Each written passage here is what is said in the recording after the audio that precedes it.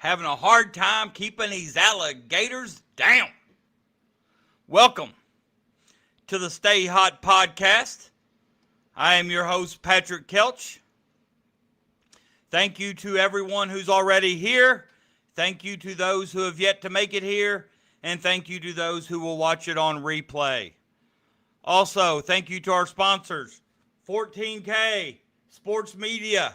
If you're not following them on Facebook, with the high school season getting ready to come around and what they've got planned for the high school season, you might want to tune in. All right. I've got the pleasure of working with them and hearing some of their ideas, and my man's about to revolutionize the video game in Kentucky high school sports. He's one of the more talented guys I've ever seen behind a computer. So hats off to 14K Sports Media. Also, shout out to those of you who continue to support just by showing up. If you would, hit that share button below the video, copy link, put it on all your social medias. Hit that like button. If you're new here, hit that subscribe button. And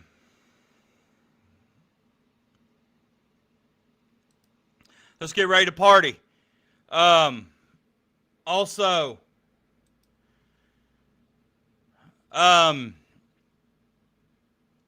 as always, tonight, for our 100th celebration of the StayHot podcast, be sure to share it. Also, we're looking for new members always. Once I get a few more members, I'd like to start doing some members-only stuff, just to those who have joined as a member, to show them how much I do appreciate them. Also, super chats have been unlocked. Also, the StayHot store. I've pinned the link in the chat. I think I had 1 or 2 people order this week, which is greatly appreciated. And I'm also always looking for new ideas. If there's a shirt idea out there that you want or would like to see me create and put in the store, let me know. I'll do that. Also, I will tell you this. I've got a shirt ready to publish once I get that final word that Mark Mitchell comes to Kentucky and commits to be a Wildcat. The only thing that sounds better to that to me is the Papa Top on a good old Pepsi.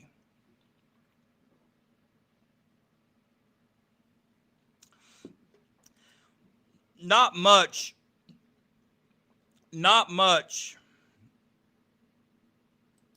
Donovan Dent did commit to LSU. That is true. I will say this before I get into all the chats.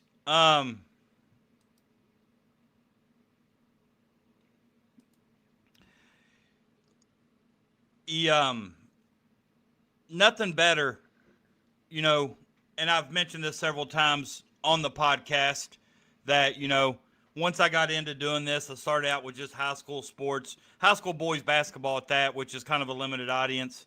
However, in the state of Kentucky, basketball is, I don't want to say life, but it's the next closest thing. And when I first started doing shows, I was only doing them on Sundays once a week. And when you only do them once a week, you're thinking,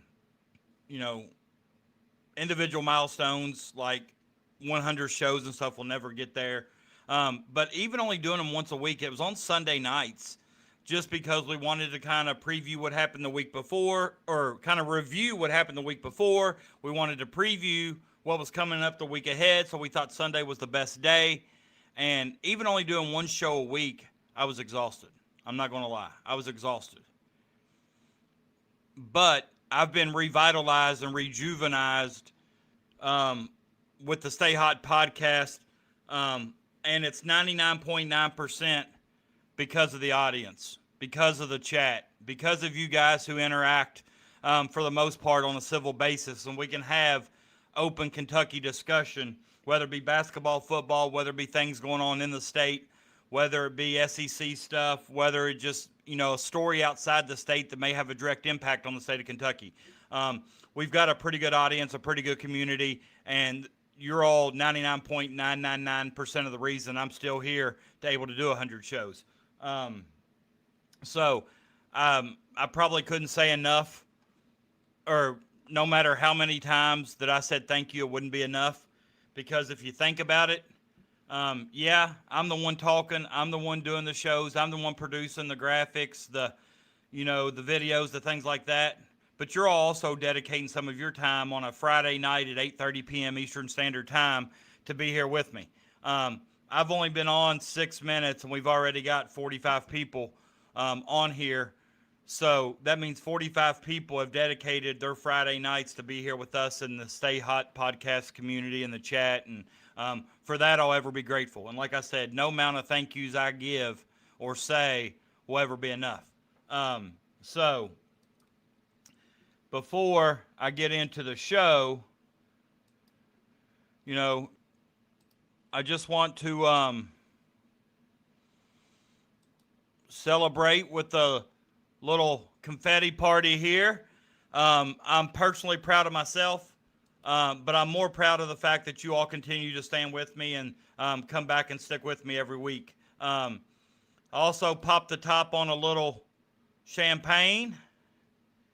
And those of you that are wrestling fans, you all saw the Ric Flair intro, but do you all remember this guy on, I think it was ACW or AEW, when he brought out the champagne? Do y'all remember this guy here? Oh, a little bit of the bubbly. Ah, a little bit of the bubbly. How many of y'all remember Chris Jericho? A little bit of the bubbly. They actually sold quite a bit of that stuff, man. That went on like wildfire. All right. All right, give me a second here to scroll through. Hopefully I can get to... all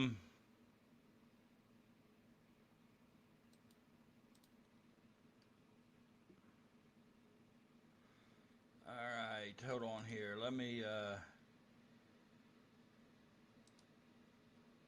And with it being Friday night, no work tomorrow. Who knows how long I'll go tonight.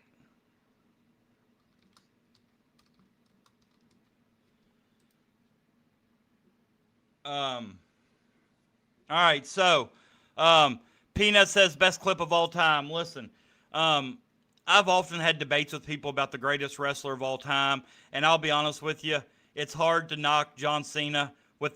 John Cena's one of the very few people that when he was a heel, he'd get the loudest pop. When he was a face, he'd get the loudest pop. He's granted more Make-A-Wish Foundation requests than any other person. 16, 17-time heavyweight champion. I think he did pass Ric Flair. But when you talk about mic skills, when you talk about acts, when you talk about able to sell, deliver, it's hard to pass Ric Flair and what he's able to do for the business. Stay hot, John Boy. Stay hot. What's up, Bruce? Good to see you, my man. Good to see you. Mitchell did have a Zoom with Pope today. And it's hard to not. Have you all noticed something? Have you all noticed that every other time somebody's getting a recruit or somebody's recruiting for something, the process seems to happen in lightning speed, if you know what I'm saying. At the speed of sound, the speed of light.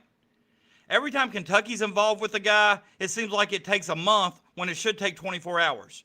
You understand what I'm saying? Like, all we heard about was as soon as Mitchell receives his temporary injunction, he becomes eligible, he's allowed to transfer. He's going to transfer immediately, which he did, but he's also going to commit to Kentucky.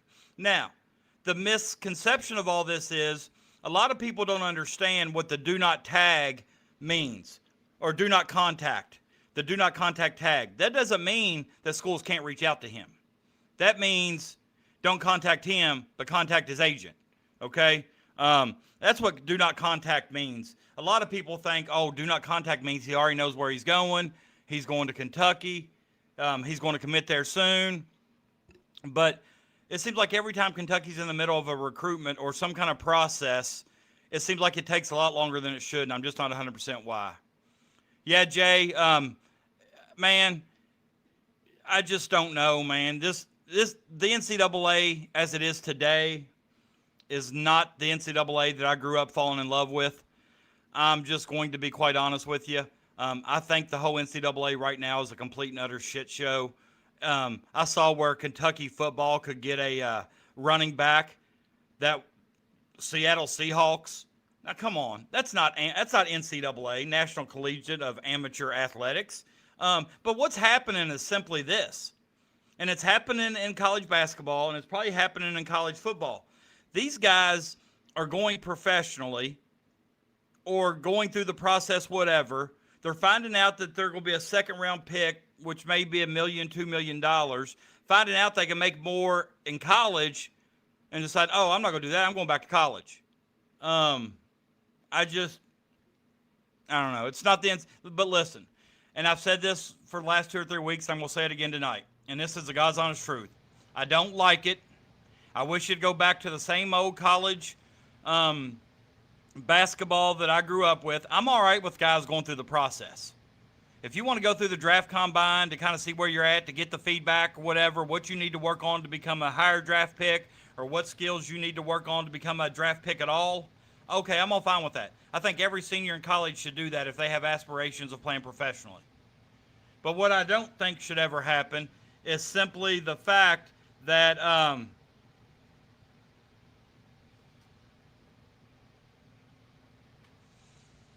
what I don't ever think should happen is that you should be able to sign a contract or play in the G League, play in the NBA Summer League, and once you do the NBA Summer League or whatever, then you decide to,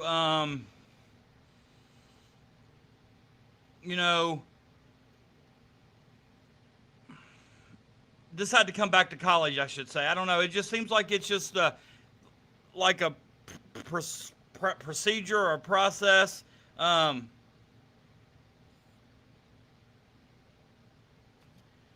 don't know.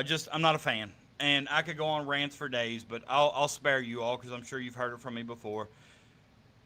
What's up, man? Appreciate you. Thank you so much. 100 shows to most people probably isn't a whole lot, but 100 shows to me is something that tells me that, I've stuck with it. It's something I've always wanted to do. And now what better way to do it to interact with other Kentucky fans with a Kentucky podcast. But let me get through these chats and we'll get into the Kentucky portion of the show. I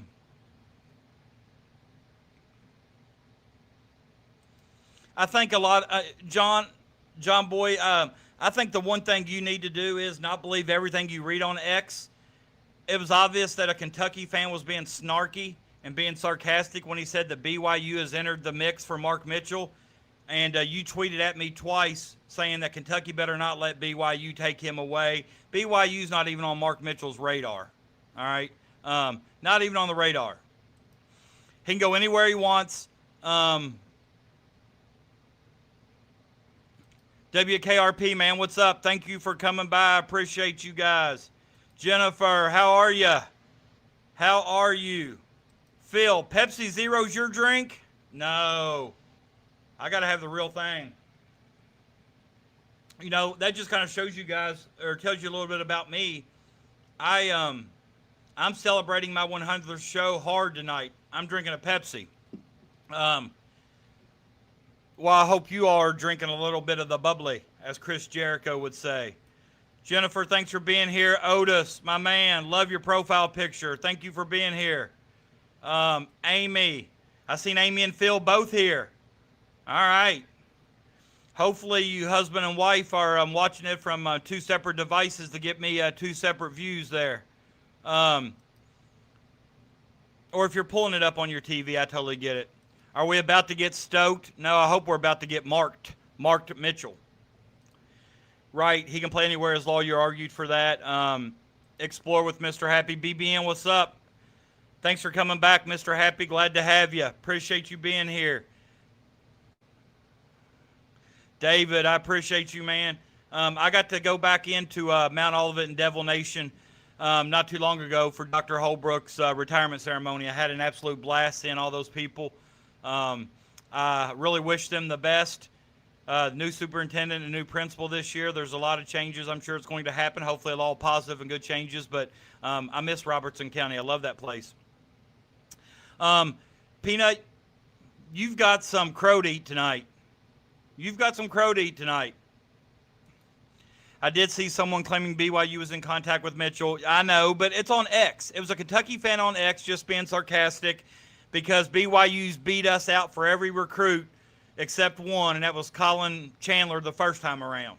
All right? Larry, the Super Chat target is up.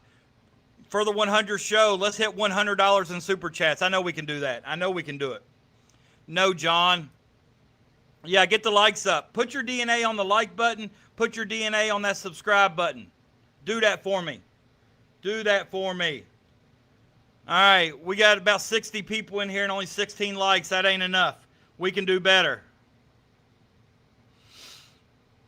We can do better.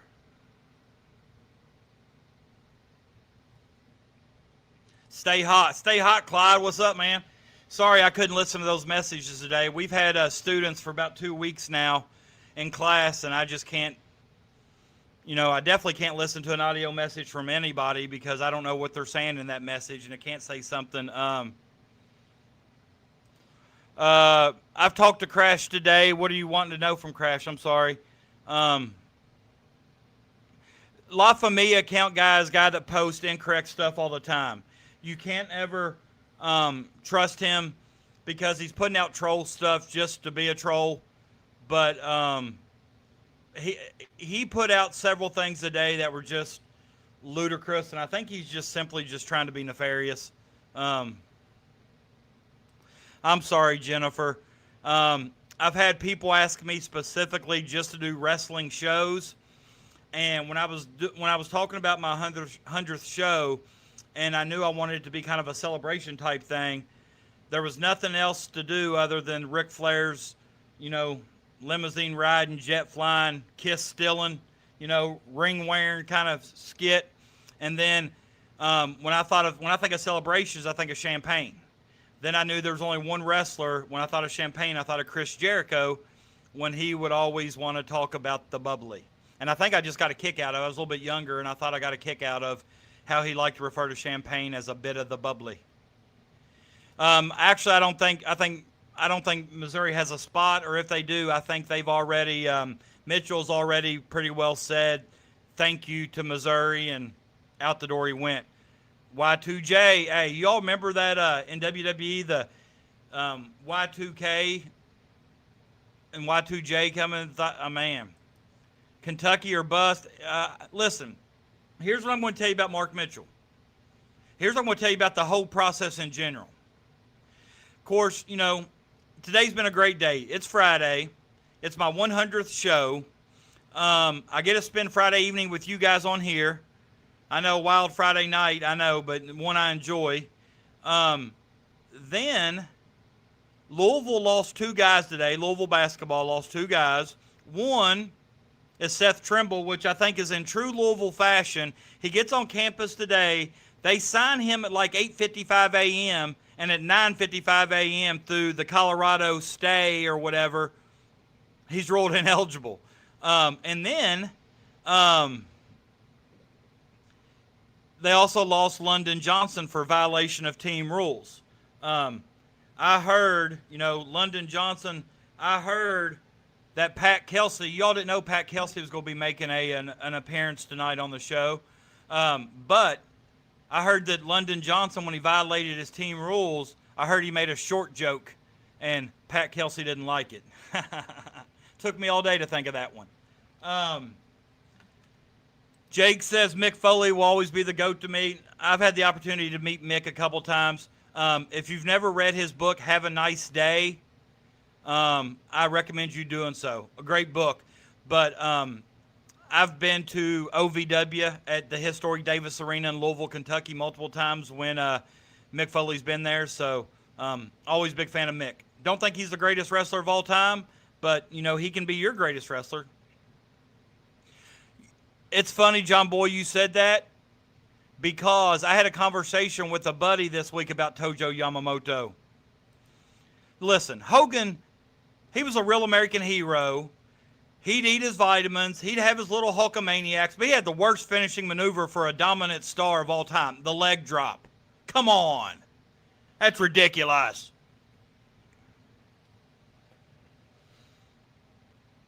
He's not going back to Missouri. You can't see me. Hey, that skit back and forth that The Rock and Cena did when The Rock would come out and they would take turns kind of rapping or singing about each other, and that brought us The Rock's Vicky Guerrero song. Yeah. Holly, thank you. Thank you. I don't see how Mark Pope is going to be the only coach in the portal to have 2 5-stars. I don't see how anybody this late in August can still be getting people from the portal. Well, we want it to be Kentucky, no doubt. I wondered, Peanut. I wonder if this would start happening. But I think you remember last week when I was talking to somebody. I think it was Elijah, which it's been a rough week for Elijah. Hope he bounces back. But I wondered, with some of these new guys getting these injunctions and are, these temporary orders to where they're eligible, and that's what I originally thought may be happening today with London Johnson, which I don't know what team Roy violated. But the moment I saw that Louisville had kicked him off, my first initial thought was they're creating a spot. They're creating a spot. Listen, not only Seth Trimble, but Denzel Aberdeen, both those guys became ineligible today with that new thing in Colorado. But I'm just going to say it like this. I look for all these guys to be eligible at the end of the day. And if they're not all going to be eligible, then I hope they're all ineligible. But this nonsense that's going on right now has to stop. This is absolutely preposterous, ludicrous, and any other adjective I could think of or synonym I can think of for the word silly. It just keeps the kid from getting bombarded. I think you're talking about the contact or the do not contact tag. I know you'd say that, Brian, but Missouri's had a decent football and basketball team the last few years. Yeah, is he the running back that was the Seattle Seahawk or whatever that was at SMU? Absolutely unreal that these guys can still find college eligibility or whatever. I just can't. I just don't understand it. We're on commit watch for Mitchell. I still believe that, but Otis, it does get frustrating. It seems like whenever Kentucky's involved, these processes draw out a lot longer than what they do for any other score team. And I've heard somebody say it's because, what's the guy's name? Our value guy that we just hired. I can't think of his name right now, but anyways, that he's, never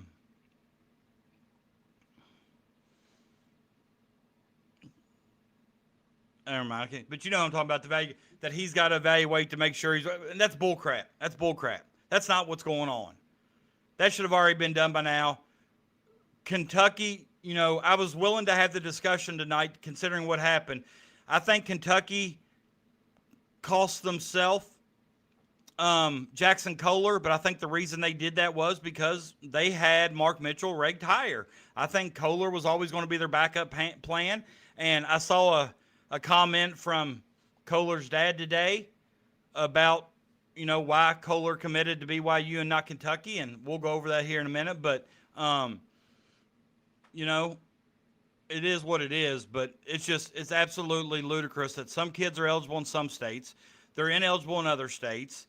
It's just, wake me up in October, November when they start playing scrimmage games. And what I'm thinking about, speaking of scrimmages, here's the details. Somebody asked me earlier today, here's the details of the Texas Tech-Kentucky exhibition, okay?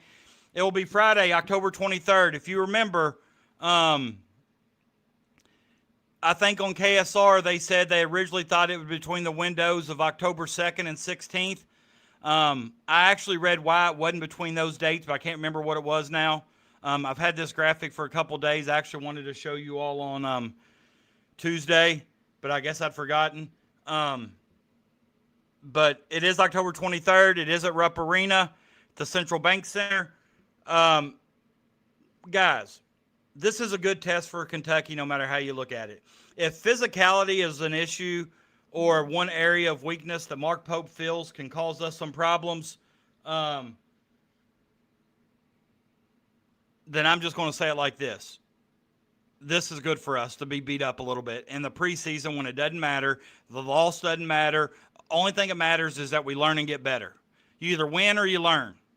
And you can still learn while winning in an exhibition of this caliber. So I don't want to hear jack crap about Pope needing to be fired after an exhibition game. I'm sure he's going to try different lineups. He's going to try different rotations, different rosters. He's going to give people some chances to play different positions. He's going to try to find his best group out there. Sometimes your best group ain't always your first group. In Kentucky's case this year, it might be. But, just sit back and enjoy these exhibition games.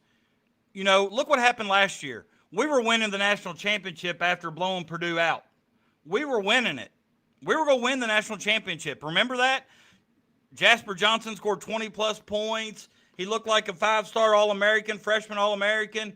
We beat Purdue, who was the preseason number 1, had him down double figures, and look what happened. And I know what you're going to say. Well, we had injuries after that. I get it. However,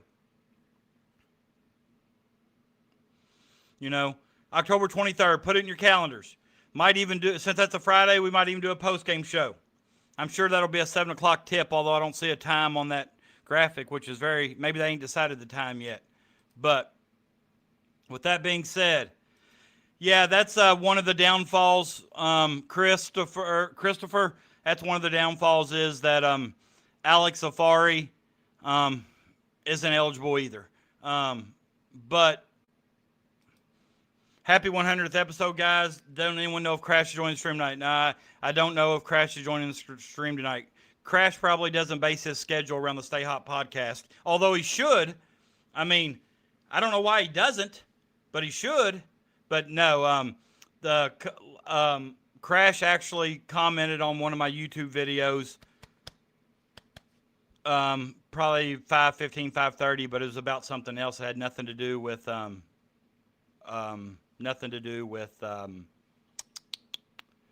show tonight. The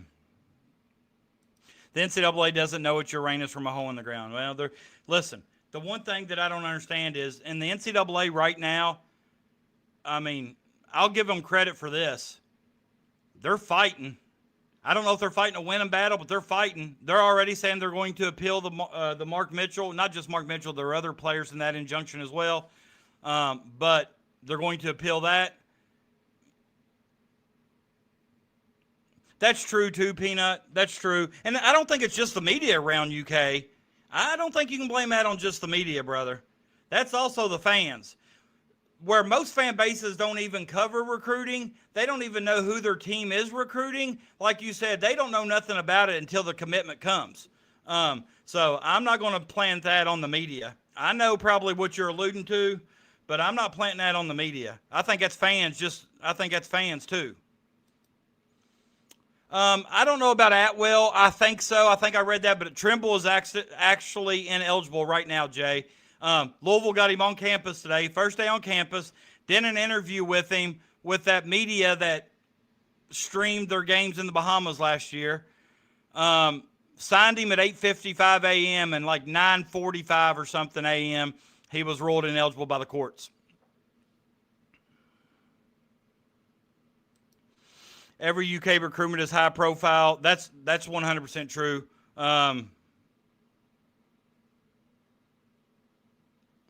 Yeah, that's probably the one thing I miss most about college basketball. When you got a kid on campus as a freshman, and honestly, you didn't hear about many transfers back then. You didn't hear about, and honestly, back then, you didn't even hear about many season-ending surgeries. I never heard of an ACL injury when I was growing up. Now, I may hear somebody say they blew their knee out, which probably in all actuality or whatever was like an ACL tear or probably every ligament. But to be quite honest, it just seems like nowadays, like, yeah, Prince, Bogans, Kalina Azubuike.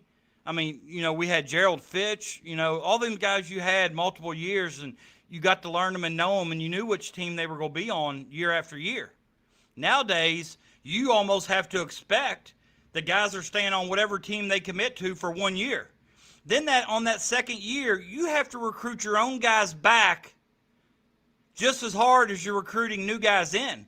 And I think it was somebody on Twitter that said, I think it was maybe Mark Pope, or sometimes, some of the best recruiting wins are the players you already got. And I think he's referring to Malachi Marino, because I think he said it right after that. Yep, Mitchell, yep. I think he can commit right now if he chooses to. Kentucky gets people clicks. That's what we've talked about, 100%. Holly's in here right now, Wildcat Mountains. Stay hot or get lost. That's right. I don't know who LSU has. They only had 8 or 9 players before, but I don't even know if all their players are eligible or not. Jennifer, if you'd like to come up here on stage with me and do your first, I'll give you that opportunity.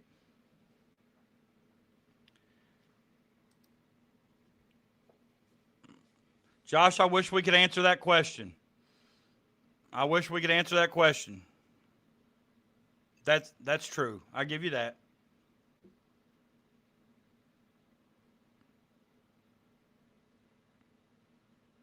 Yeah, I'm not doubting that where Mitchell's going to. I just want to know what's changed in a week and a half to when the big hubbaloo or hubbabubabub or bubbababaloo or whatever. I want to know what's happened where it was going to be injunction granted, able to transfer immediately, which he did, pretty immediate, commit to Kentucky. And and I saw somebody's comment today, or maybe in my Facebook Messenger, maybe in Bruce, I think it was Bruce that said, "I wish Mark Pope would quit doing these Zooms. They don't work." But in all honesty, though, Bruce, I agree a lot with what you're saying. But I don't know where Mark Mitchell's at right now. He may not even be in Kentucky. And if Pope wanted that first initial contact with him after being granted the 5th year, then, Zoom is probably the most convenient and most likely. Appreciate you, Toby. Be sure to stay on here and watch my video. You make an appearance. Appreciate you guys. Nuke, if you remember, I did a podcast months ago about Mark My Words is what I titled it.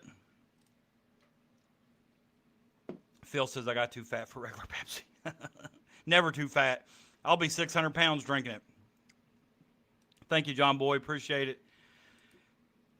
Hey, Major Frank, what I want you to do right now, Frank, I want you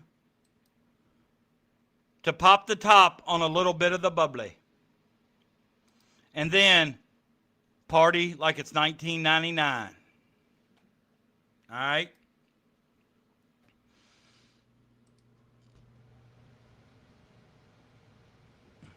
What do you want to know what Crash knows?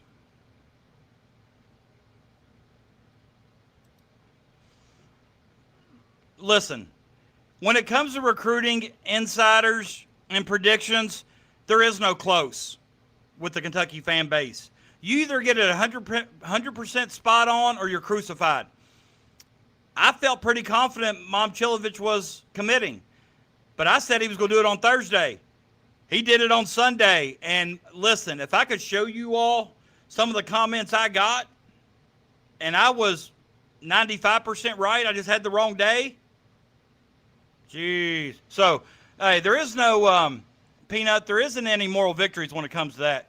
Jackson Robinson was BYU and we got him. Yeah, but I don't think he was going back to, was that a battle against BYU? Was he going back to BYU? Was that an option?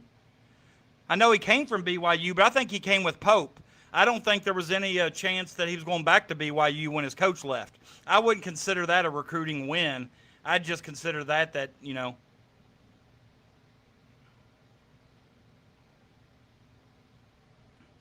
And Larry also, everybody join Larry. Larry put up a super chat. I appreciate that, Larry. Appreciate that 100%.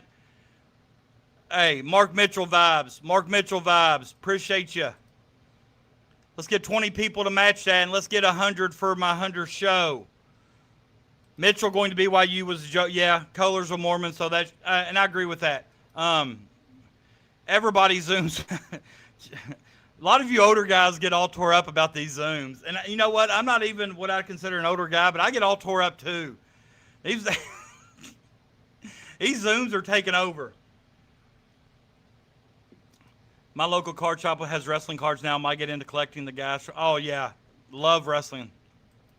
Tojo Yamamoto had the... Yes, he did. CD11. Correct. Thank you. I appreciate it. 100%. Thank you. If you're new here, give me a subscribe. If you're not new here, give me a like. This goes for everybody, not CD.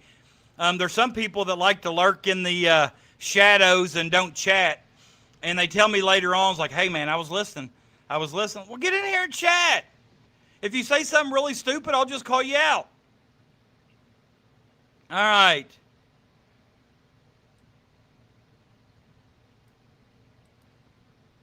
I'm going to give you a pass on this, David, because you said my Mount Rushmore. If it's your Mount Rushmore, you can have whoever you want. Otherwise, that's not a very good Mount Rushmore. But you like them older wrestlers. Yeah, that's what I saw Otis too. I saw that he would probably go state and he would add on to, I guess these players can just add their name to a lawsuit that's already filed is what I read today. I agree. Macho Man is the GOAT. You can make that argument, but he can be your GOAT, but he's not the greatest wrestler of all time. Hillbilly Jim actually played high school basketball in Kentucky. I think he played at Greenup County, didn't he, Mr. Happy? If I'm wrong, tell me, but I think he played. I think Hillbilly Jim did pass. Rough week for Elijah for multiple reasons, and I'm not going to get into it. What I was alluding to was him and Austin of BBN Unfiltered, which, you know, I'm going to say that I watched their show. I support those guys. I support their show. I've actually had Elijah on here before. When he was doing a show last week, he got 2 football players, some information regarding those football players wrong. Another Kentucky podcaster pointed out that they were wrong. And I actually talked about it a few days before the other podcaster did, saying that Lance Hurd was called a linebacker when actually Lance Hurd is one of the best tackles in the country, offensive tackles. And there's just been some beef between some Kentucky podcasters, and I wish I could just sit them down and let them know that we're all on the same page here. You know, do we all make mistakes? Absolutely. Have I made a mistake referring to a player or his weight or his height or something? Probably. You know, and if I do, call me out. I'm not going to be upset about it. Josh, are you watching the show? This is all we've talked about the entire show. We feel like they are, but nothing's for certain. We feel like it. Macho played baseball for the Cincinnati Reds, and actually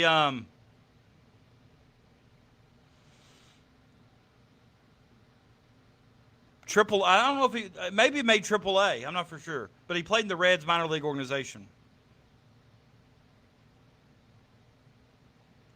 Money's, lawyers, judges. I agree, Angel. I agree. This is going to be a complete and utter nightmare before it's all said and done. It's already a nightmare. Let's go, Cats. Hey, it's preseason. Who watches the Steelers anyhow? Gosh. Son, I like you. I like you a lot. You support me. We have some good conversations. But man, I can't believe you're a Steelers fan. It's not going to make me change my feelings about you. I'm still going to like you, but man, Keegan Brown. Thank you, Holly. I couldn't think of his name. Had a brain fart.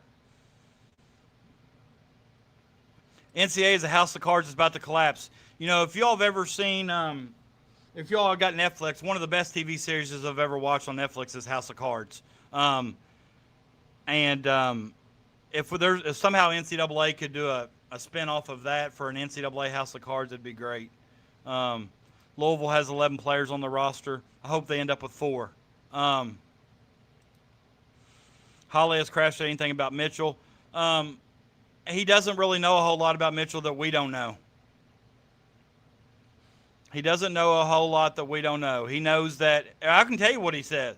He feels like Mitchell's coming to Kentucky because the comment he made, some guy was laughing, you know, on one of my shorts.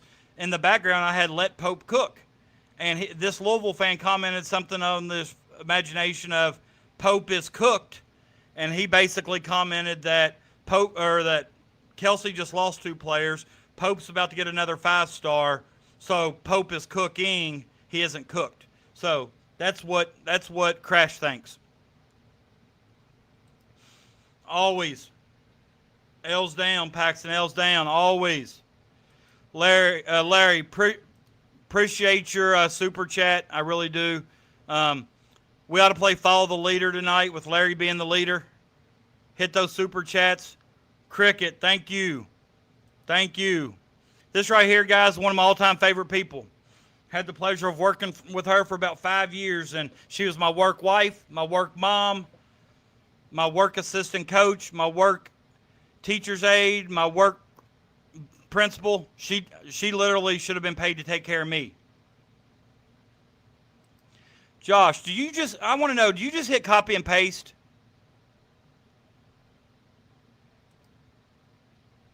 Texas, we need that game. We need that.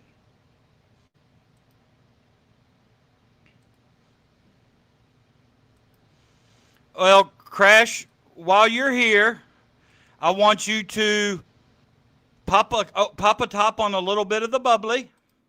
I want you to celebrate like it's 1999. And let's party. Josh, I think you're copying and pasting, or you're just, I don't know. We've answered that question. Here you go, Josh. Relax. Mitchell's a cat. Larry, Crash is here.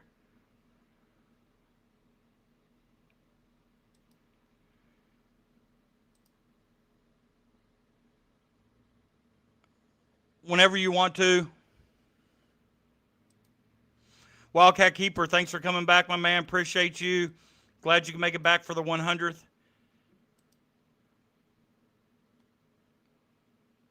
All right. Now,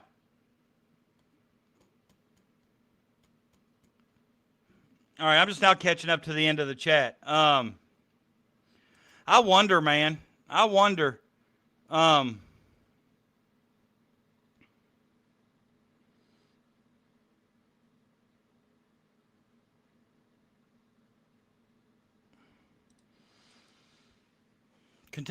Come on, man. You're usually pretty positive. Or are you just trying some kind of reverse psychology? Is that what you're doing?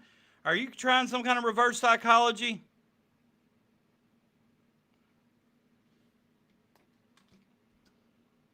I appreciate you, my guy. I really do. Thanks for stopping by.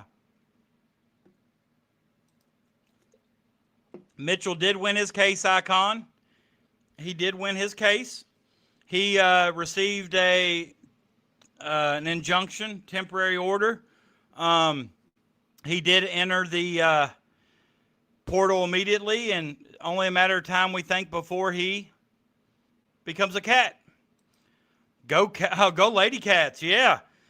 Keep us updated on that, Sacred, if you would. I'd appreciate that. He's going to play regardless. Now, if his 5th year was going to be like how much playing time that Trent Noah was going to get, I could see your argument. But yes, sir, we're ready whenever you are. Then after you give us some information, then I created a video for the 100th show, just kind of taking a trip down memory lane of a lot of A lot of video clips and stuff from some of the show.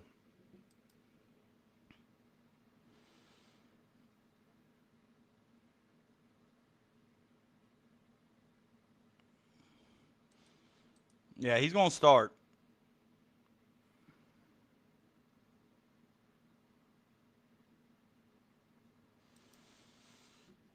And that's and honestly, Crash, I'll be quite certain, or I'll be quite honest, that's the thing that people don't realize is he's got his case is a little bit different to come here than what some others are. I got some information on some of this stuff I'll go over too. It shouldn't get emotional, no. Roddy Piper. I saw Louisville was ranked 9 before they lost 2 players. Kentucky had their players. We wouldn't be in top 25.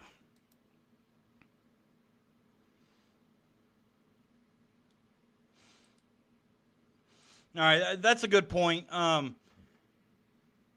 That's something that I kind of forget about nowadays is just the whole NIL portion of it, to where you may have to talk to the agent on the phone for 2 days before you get all the logistics and verbiage and things like that straightened out.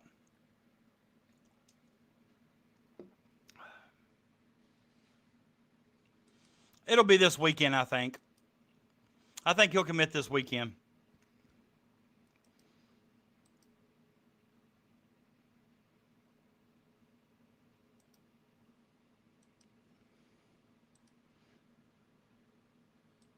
Here to kick ass and chew bubble gum, and I'm all out of bubble gum. I've heard that. CM Punk versus Kevin Owens. I'm not a big Kevin Owens fan, Bruce, so I would root for CM Punk. CM Punk actually wrestled in my hometown when he was with OVW. They can't actually initiate the process until he gets his eligibility. That's a lot of stuff to sort through. We'll probably hear by Sunday or Monday. That'd be good. We could end the Final Four drought with him in the mix. Definitely have an opportunity.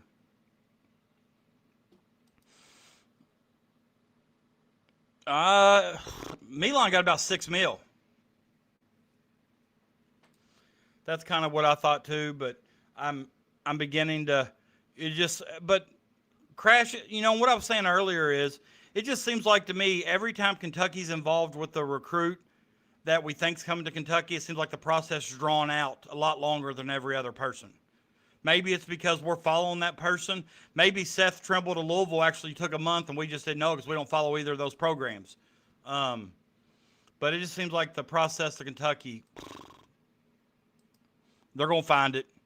If Kentucky don't have $6 million more, Joe and Kelly Craft do.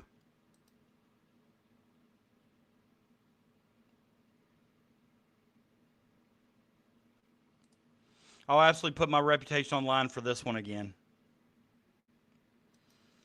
Don't get too far ahead of yourself, Brian. Let's keep everything under control. Let's keep everything under control.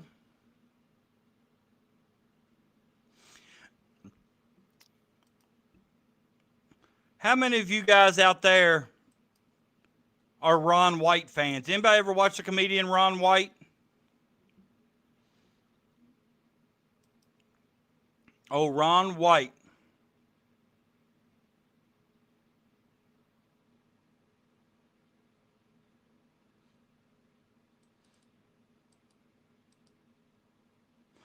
Well, I asked Ron White on Twitter, or maybe it's Facebook.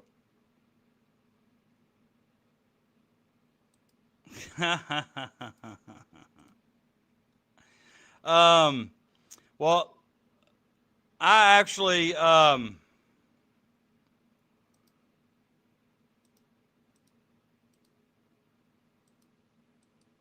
think it was Facebook, where I messaged Ron White, or I commented on his page or whatever, and asked him what he thought about Kentucky's roster, and he just gave me a one-word answer. Who did? I said, "What, Ron?" Who did? You really think they're that good, Ron? You think their roster's that good? Loaded. Ron White thinks we're loaded.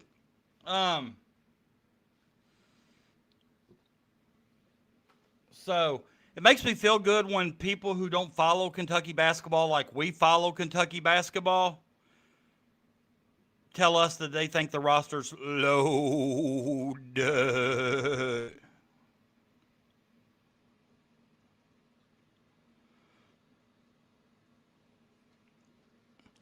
We actually do. Do we have a caller? Yes. Hold on. Actually, we do. It was just ringing. Hold on. If I can hurry up and get to it before they hang up. Boss man, this is Doug Fahrenheit, keeping it 100 for your 100. I've only been here for 2, but I plan to be around for the next 98. Congratulations, and stay hot. How'd you all hear that phone ring? But there you go.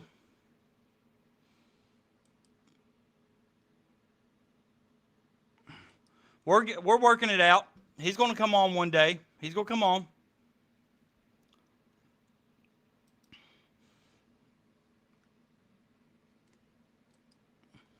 Listen. The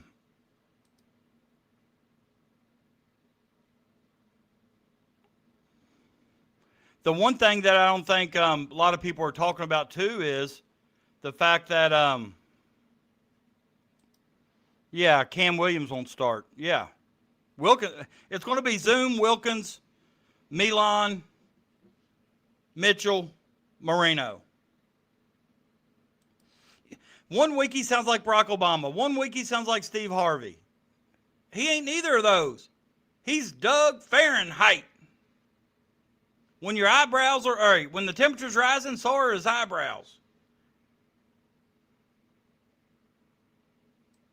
It was the banana phone. Remember the Cincinnati Reds used to have that banana phone?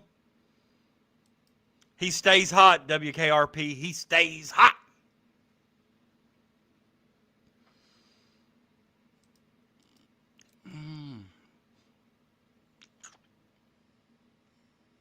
I don't know. Possibly. I don't think, I'll be honest with you, I don't think that Terrence Jones gets enough credit. You know, I remember watching his commitment live when he picked up the Washington hat and my mouth dropping. And then he put it back down and picked up the Kentucky hat, or came on later on and said that he picked the wrong hat up. He was going to Kentucky. So it makes me think Kentucky was giving people money long before it was legal.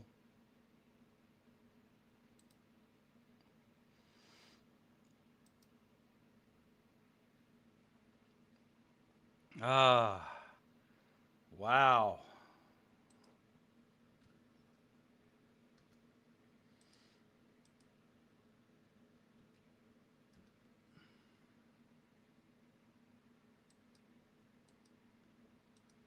All right. You see here. What we got going on here?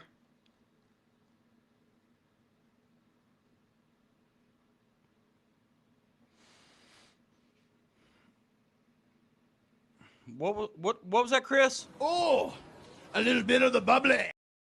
Yeah. Fill back up. All right, I've got a video here, and like I said, it's music with it. You're not gonna be able to hear what people are saying, but it just kind of shows you from one of my first few shows, because I had a few shows before you guys ever came along. So just going to play that, and I've got to.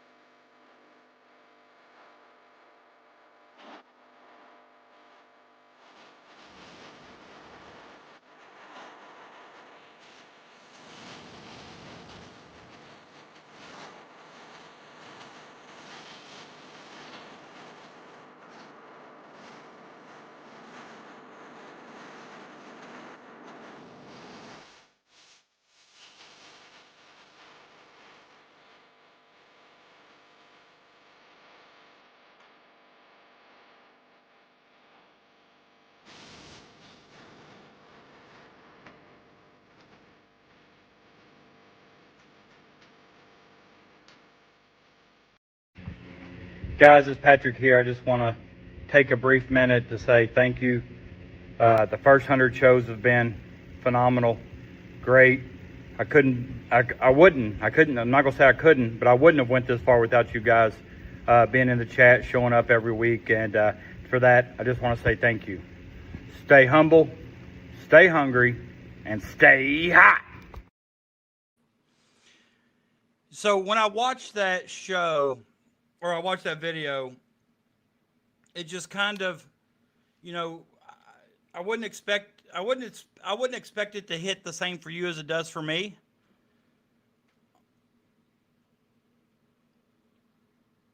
Because,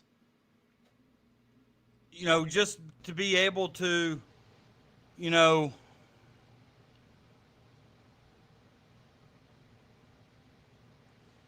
I don't know.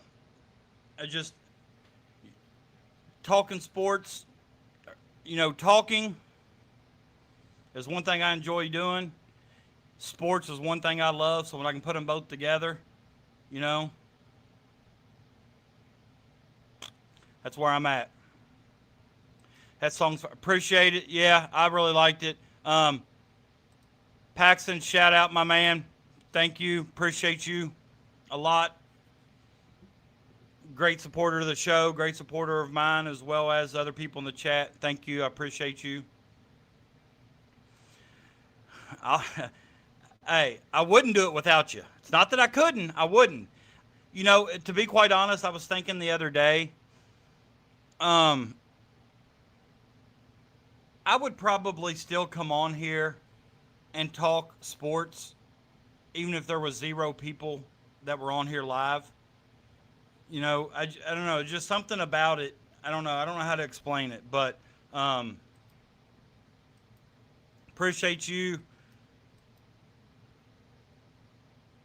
John Boyd, thanks. Clear eyes, full heart, stay hot. Hey, do you remember that?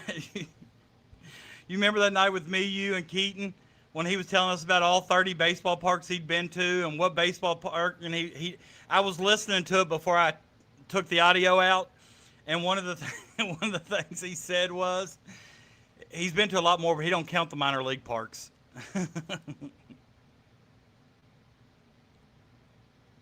That's funny. Love you guys. Appreciate you, son. What's wild, John Boys, that we might have both Zoom and Mason again next year. Imagine how good they could be. Oh, good.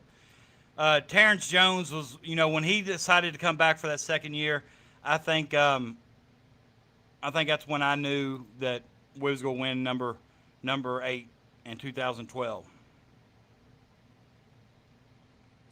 I'm not worried about going nationwide. I just like to be here for you guys. Yeah, we said that a little bit earlier. Yeah, he was in the he was kind of in that same one with I think Trimble in that bunch. He was ruled ineligible.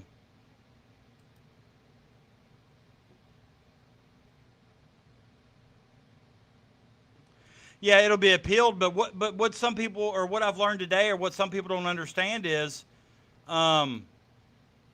what could be good for Kentucky basketball may not be good for Kentucky football, and vice versa.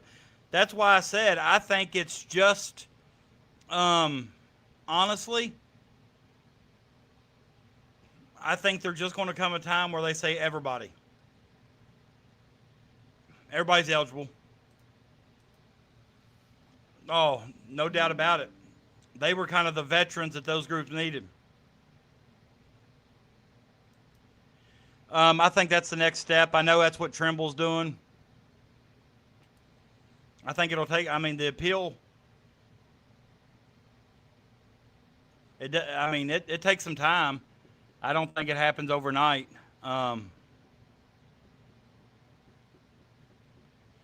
Yeah, I agree. Wow.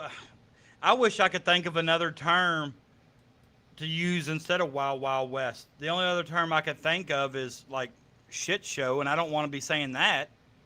But that's literally like it is. It is a literal, I don't even know. I mean,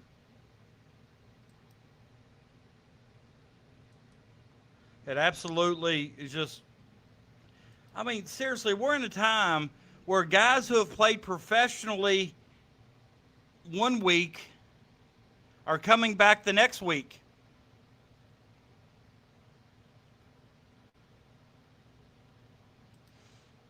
Miller was underrated for his time at Kentucky. He's won a championship at the high school level, the collegiate level, and professionally. A lot of people don't know that about Darius. It's absolutely horrible is what it is. And I'll tell you you want to know who's suffering? And some people don't care, and I know that.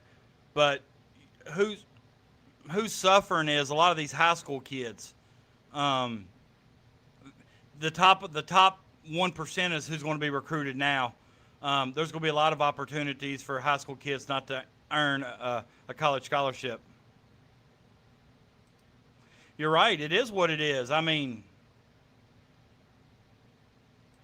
yes, it's possible he could be. I mean, if the SEC, and while we're talking about it now, you see Stink, Stank, Stunk, Sankey on your screen there. Not 100% sure what he thinks he's doing.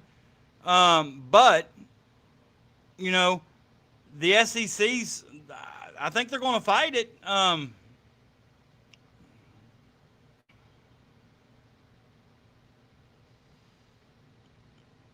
It's absolutely crazy. I just can't get over the fact that we got guys who have played the sport professionally. I mean, Xavier Lee, who just entered the portal recently, played NBA Summer League. It's crazy. But Sankey's acting like a complete and utter Grinch. Oh, we like that, Saker. We like that. Power 5 college basketball is a pro basketball league. Once there's a collective and salary cap or something similar, it will be an even bigger and better prize. It is. I mean, that's what, yeah. Collective bargaining, yeah. Stank can bite me. I agree. And that's what I've said, son, honestly. I don't like it. But if every other team's playing by these rules, then we need to play by the rules that everybody else is playing by. We can't just sit back and say, well, you know, we don't agree that 5 for 5, you know, these guys are professionals. We don't agree they should be playing. So we're just not going to do it.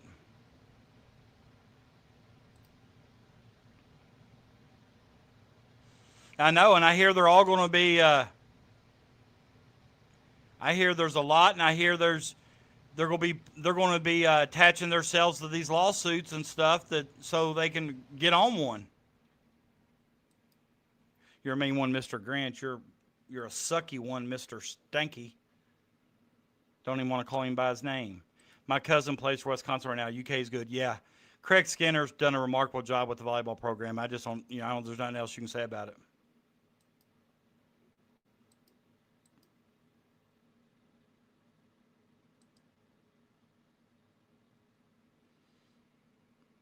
I agree, David. Well, yeah, we don't want to talk about that first one, though, Phil. We just have to play by the same rules everybody else is. And play as hard and as dirty as everybody else is playing. But it's not just Kentucky. I think he's trying to literally stop everybody in the SEC from going from one conference school to the other.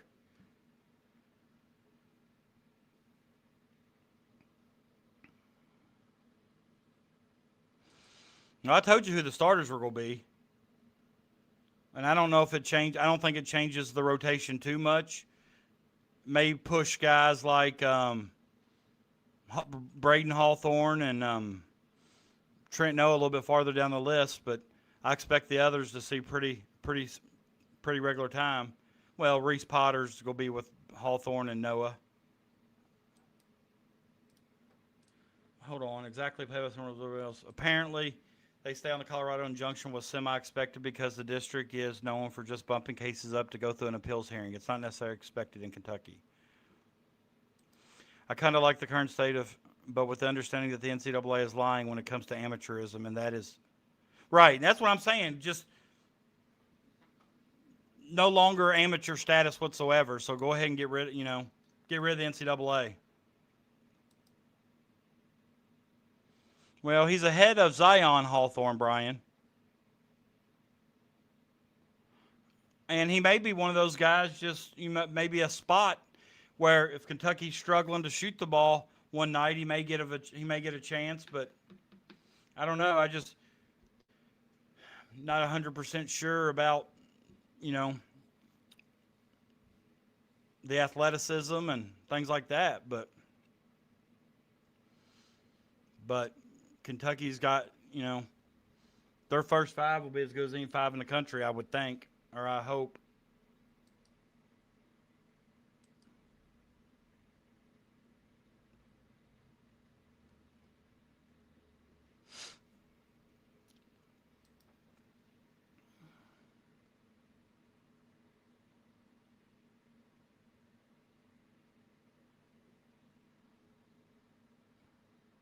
What was that, Ron?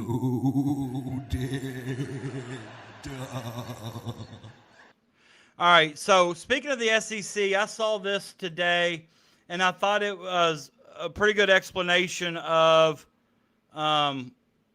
what some people were talking about. And this was from a lawyer that actually wrote this out. I don't remember his name because I've got it cut off, I think, to fit on the screen. So it says the SEC's rule blocking immediate eligibility for in-conference transfers is becoming a hot topic. A restraint like this is likely to get real antitrust scrutiny if challenged. An athlete may be able to show that the rule suppresses what he can command at his next school. State attorneys general, if interested, could bring a claim that way they did in Ohio versus NCAA, which led to a change in transfer rules. The strongest claim would be brought by a school, but I can't see a school suing its own conference and TV partner. I've talked to multiple SEC schools that want this rule gone. Why would any SEC school want to hand the Big Ten a recruiting edge every time a player thinks about transferring in conference? Which makes me wonder, if that much consensus already exists among the schools, why wait for a plaintiff to force the issue? Go to Greg Sankey and ask for the change now. Time isn't on the SEC side here. A rule that made sense 5 years ago doesn't survive the logic of Ohio versus NCAA, especially when many conference members want it changed. Fix it before someone makes you. So, that kind of...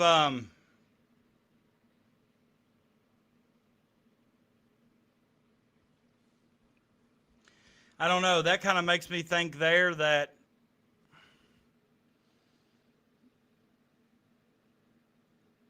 I don't know. I wish I could think of that lawyer's name, but I can't.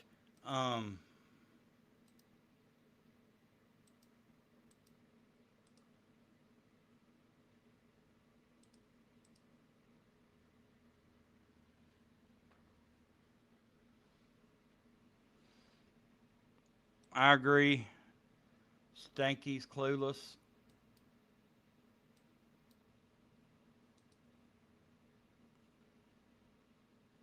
So I don't really know what to think about this post here from this lawyer. I don't know if that means I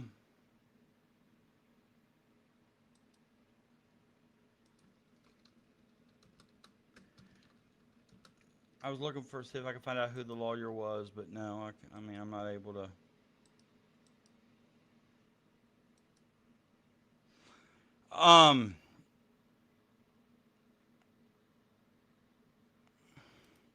Yeah, I don't think there's any doubt that the two guys can shoot it. It just seems like Milan's able to make them during games, and that's where Trent struggles. I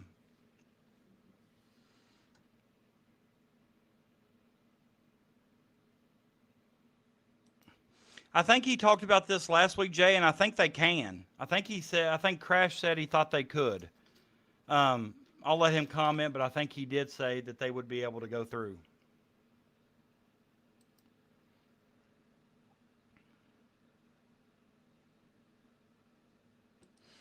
I mean, that's the thing. I mean, we know Noah's ability to shoot the ball. We know that. You know what I'm saying? we've seen him do it.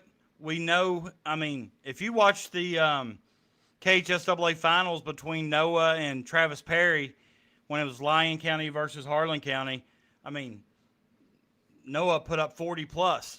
I mean,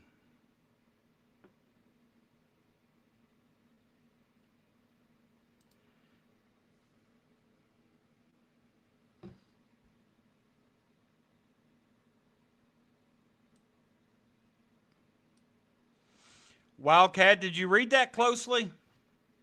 Because what I read said that a few of the selection committee members said that's something they could do but wouldn't do. Which I'm more on your side because I think there's some people out there that hate schools enough that are in that room on the selection committee that would definitely stick it to somebody. Because I think this is what they said at first. Then I think they went back and retracted their statement and said something along the lines of, not that we would do that or not, oh, we wouldn't do that, but we could. That's something that could be done. I know that if a guy was drafted but didn't sign, they can potentially come back to school. Yeah, we're seeing it right now. Kohler. And you know, let me tell you, and I put it on Twitter today, it kind of irked me. Kohler,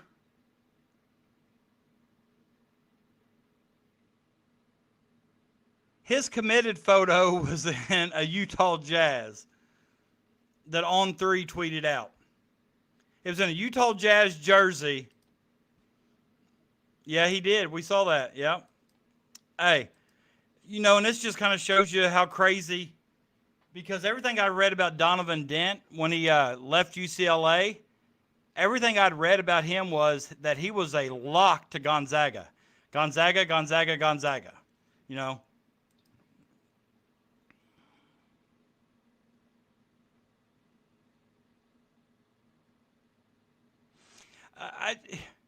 I just don't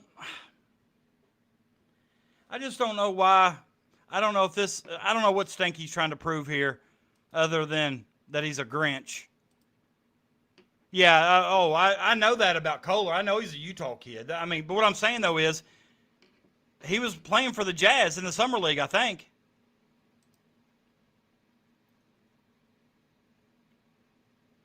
Jay, I don't know anything about that, but we're just in a crazy spot right now. That's true. The mystery Provo relocation paper was actually Saunders because he contemplated joining a lawsuit so he could be eligible to play for UK, but that's obviously not happening now. Yeah, I remember us talking about those relocation papers, and we wasn't 100% sure who it was.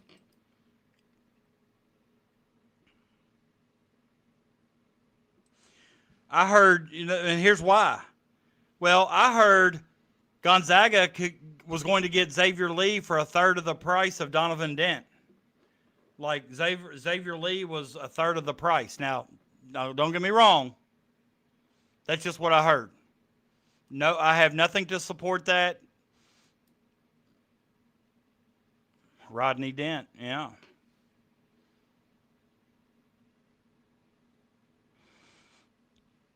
Yeah, Neil, after that Alabama guy played actual games in the NBA, hell, he came back and was immediate right away for Alabama. Like, I don't know what we're doing here. I really don't. I don't know what we're doing. Like, he's going to Auburn. Yeah, okay. Now that you say that now, I do remember hearing that. Like, what is this? We talked about that 502 gutter crew. My first initial thought was when they got rid of the kid for violating the team rule, and if you hadn't heard, the team rule was he made a short joke about Pat Kelsey. Kelsey got upset about it and dismissed him from the team. My first initial thought was them dirty dogs, they just created a spot for Mitchell. But I don't really think that Mitchell's going to Louisville.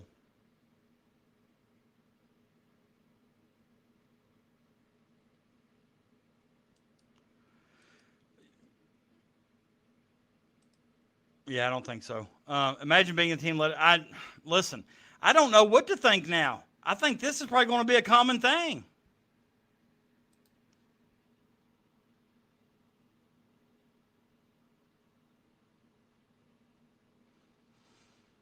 Interesting. I'll tell you what I believe is part of the problem with what people are calling the Wild West. CBB journalists aren't evolving in the reporting at the same rate as the industry they're covering. Very interesting take, and I could see where that could be true.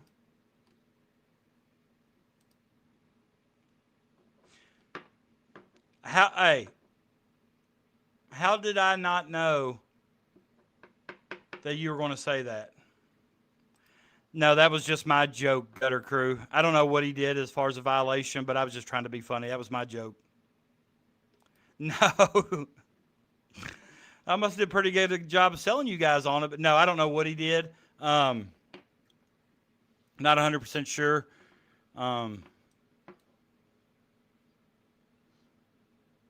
Probably won't hear anything from Louisville or the university. You'd probably have to hear something from the kid. Icon, I don't know why this triggers you so much, but you can Google it. You can look up how many people are allowed on a roster. Maybe they're going to cut 2 before season starts. I don't know. I don't know what to tell you. 15 is the number, but I don't know why that triggers you so much. I know you're deep down, you want Kentucky to have 17 guys on their roster, but I don't know why you would want that, because Kentucky can't play all 17. And in this day and age, nobody's storing or stacking talent for 2 or 3 years down the road. Next thing we'll hear that they were in was in somebody's wedding, was in Perry Stevenson's wedding.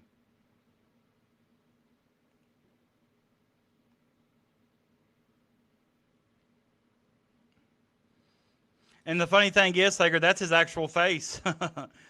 That's the actual face of the picture. I heard that Padula, I actually heard that Louisville only had 11 guys on their roster, so that would check out. He was in Oscar's wedding. Of course he was. We've told Icon that for about a week and a half now, but he's tore up on it. Oh, he's definitely. I heard that Chuck Norris wears Greg Sankey pajamas to bed. I didn't say when they would do it. Maybe there's not a deadline. Maybe the deadline isn't until October 15th when actual season starts. 15 is the max. Look it up if you don't believe me.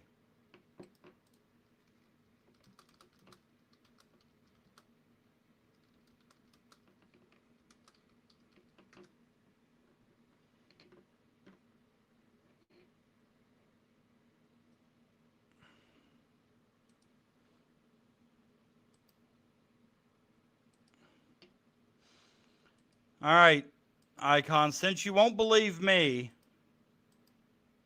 it just took a quick Google search to tell NCAA Division I teams can have a maximum of 15 players on the roster. NCAA Division II teams are allowed 15 players as well. NCAA Division III teams do not have a strict roster limit, but typically around 15 to 20. So, there you go. Division I is what we're talking about. Tennessee is Division I basketball. They're allowed to have 15. So,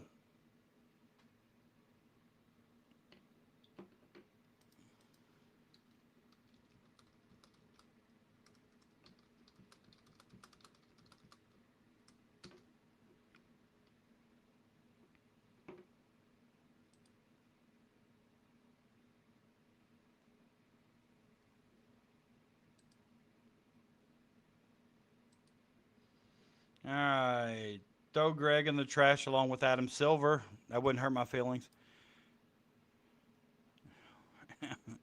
It is. It is a complete and utter shit show. I don't know when they have till. I just know what the max is. The speculative component with recruiting portal is now more legal, contractual, and fiscal. Fans and media aren't comfortable with this new and update. Yeah, and I don't know how comfortable I am with it knowing. I mean, I probably know more about it than the average person, but my gosh.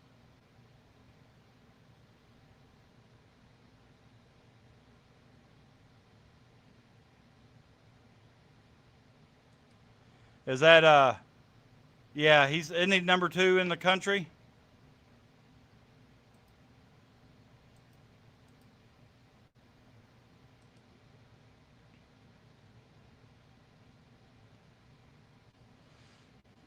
Guys, just some other kind of outside Kentucky news. How awesome is it? Yeah, I saw where they lost to today. I just didn't know where that dropped them down to. How awesome is it that Cumberland High School is going to name their football field after Freddie Maggard? Freddie Wayne Maggard is going to have the football field named after him. How awesome is that? Quarterback at Kentucky, former quarterback at Kentucky. Are you aware that he also threw a no-hitter in a high school baseball game in front of Major League Baseball scouts?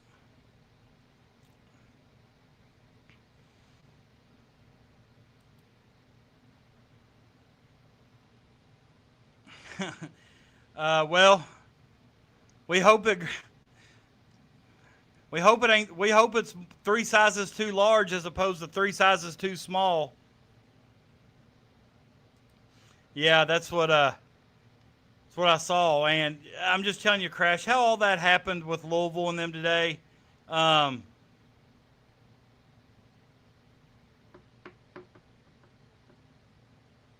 just absolutely crazy how he gets on campus, he signs at 8:55, does an interview with the media, 9:55, he's ineligible. Hey, keep being you, Louisville. Keep being you. The jokes write themselves. Yeah, no, right. Yeah, I got it. Yeah, he's good.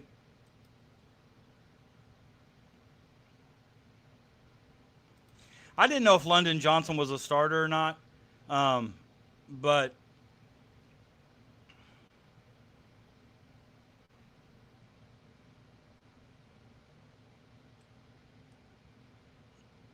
Living Coleman. Hats off to Freddie Maggard. I hope Freddie's feeling better. Hope his health's getting a little bit better. I miss him on KSR. I'm not going to lie. I miss him on KSR. I used to love his football analysis. Freddie could tell you more about an offensive lineman than what anybody should be able to tell you. No, I mean, you can't say that just because, they had a player ineligible that something everybody else is doing. They had a guy dismissed from the team. Well, that happens all the time. Now, if they have 3 or 4 more dismissed, then we can say that it's becoming a cluster, but I'm not going to put that on them just yet. What do you mean, why are people leaving Louisville? London Johnson got dismissed from the team for violation of team rules. He didn't leave by choice. And then the other one, talking about Seth Trimble, he was one of the transfers from North Carolina that was granted eligibility, and now he's ineligible again due to that Colorado stuff.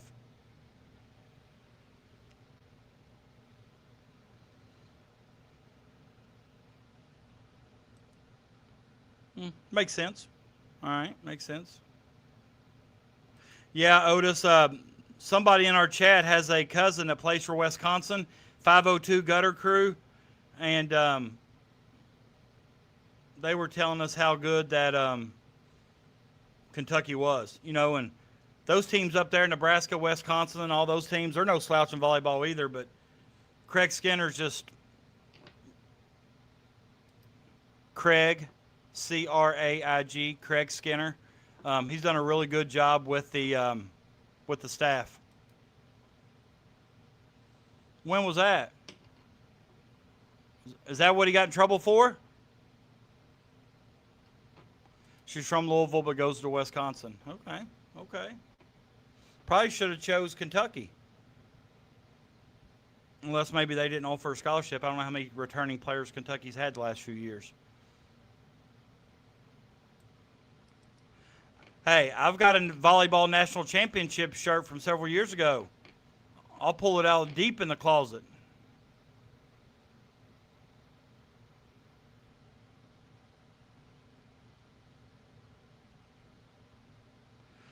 Kohler will end up playing. I think they'll all end up being eligible when it's all said and done. NCAA will get tired of fighting it.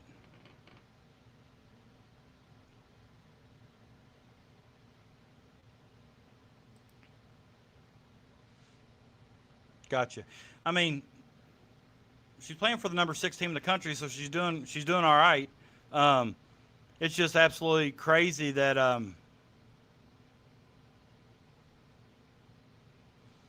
that somebody that good. But like I said, I didn't know who all Kentucky had coming back and how many players they lost to transfer or graduation.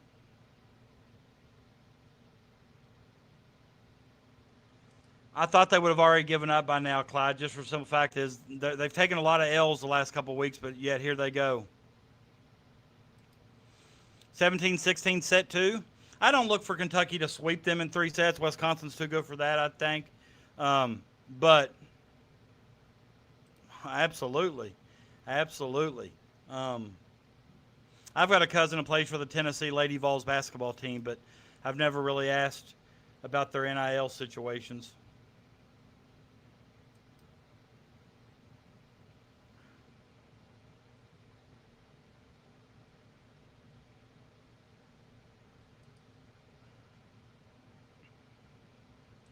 Yeah, even without Mitchell, I think we're better than a 5 seed. 5 seed means we're anywhere between, 16 and 20 in the country? I think we're better than that.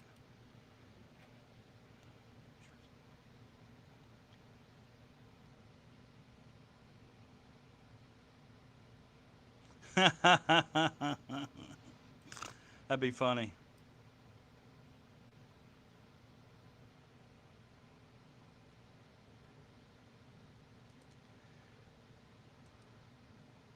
That would be funny. I'd take 3 or below, 3, 2, or 1. I'll take any of those. Anything after that, then I'd prefer, you know.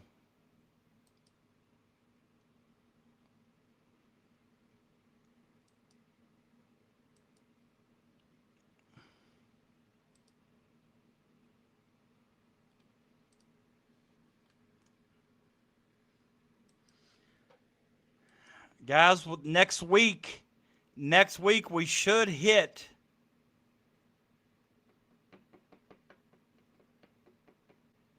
we should hit 80,000 views.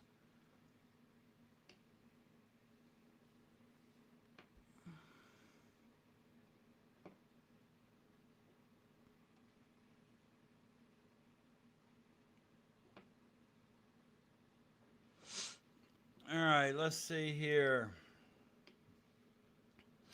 Oh, something else that is kind of Kentucky news, but it's kind of a little bit more deflating, I should say. Not necessarily the most positive of news, but if you keep up with the local news, Lakin Snelling from Tennessee, that was the UK cheerleader, she changed her plea to guilty today. If you've been following that case at all, I was actually following it because I thought it would go to trial when she pled not guilty, but she actually changed her plea to guilty, and now she's getting charged with manslaughter, tampering with evidence, and the abuse of a corpse. She had to admit to the court today that she did it, and she had to explain what she did to it, and that was a tough listen.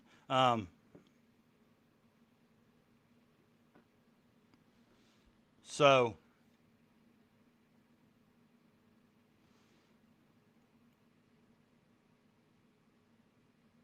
it's kind of a sad case there. I kind of, from what I had gathered from reading, I felt like she was guilty all along. I don't know why she pled guilty in the first place, but I'm glad her attorneys were able to talk to her and at least get her to. But you know, when they were reading over, they haven't done her sentencing yet. Her sentencing is going to be on October 16th, I think. Yes. Chris, look for a Monday, sometime this weekend, Monday at the latest. But you know, killed your child. Never really had a chance. She said that her exact words when she was asked was she deprived him of oxygen. But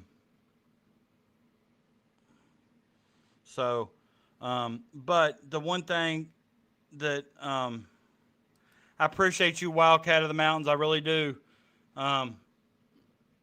Once again, thank you for stopping by. Always enjoy you. I always love your company.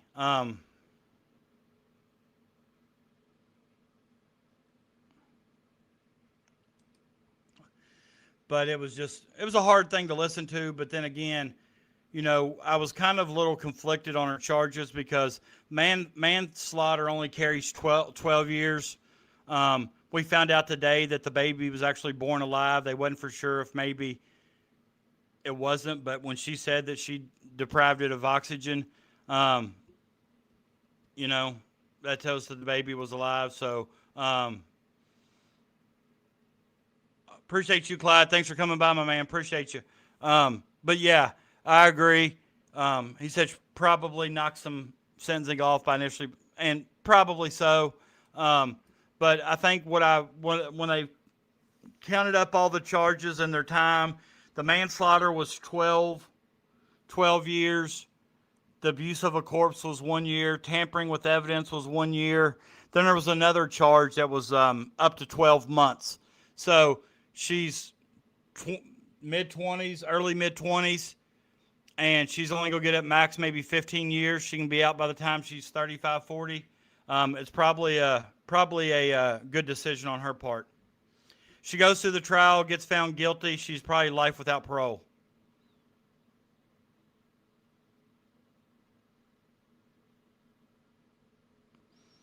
Yeah, and I was thinking more like 7, but 5 could be. I don't know for sure, but she gets in there and with good behavior, they'll let her out early, I would think. Yeah, Frank, it is heartbreaking, but I was glad she did the right thing. I think actually changing your plea to guilty, and she had to stand up there in front of the court and in front of everybody and actually admit it.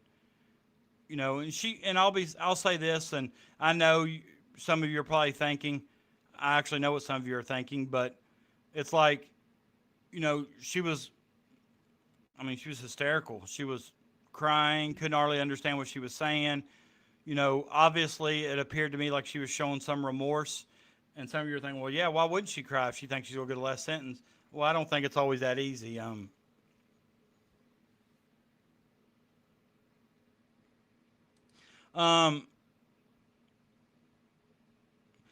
Crash, this was she was a cheerleader for UK. I don't know if she was an actual cheerleader or on the dance team or as a tumbling team of some sort. She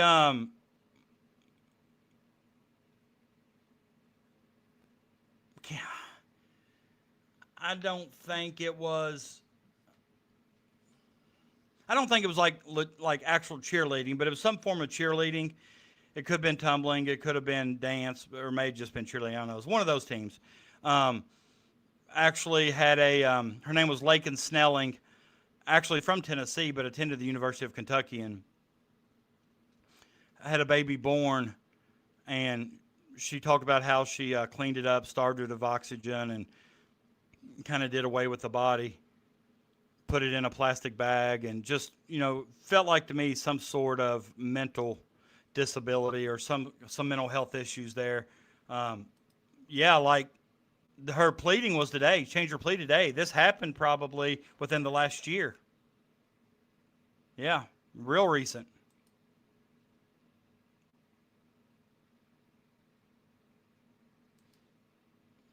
Hopefully it wasn't the one that passed, Crash. Hopefully they're going to make a full recovery.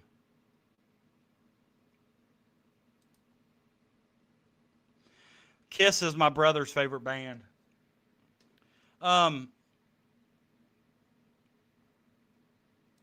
Good, I hope so. That was awful. That was awful. That was literally just, it was, I think that was either the day or two after we had just had an active shooter training at work. And, those things it's a shame that you even have to have those.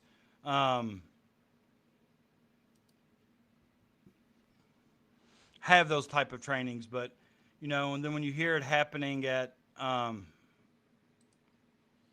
when you hear it actually happening at, or the state you're in or close by, Lexington, one of our bigger cities, it's just, you realize it's getting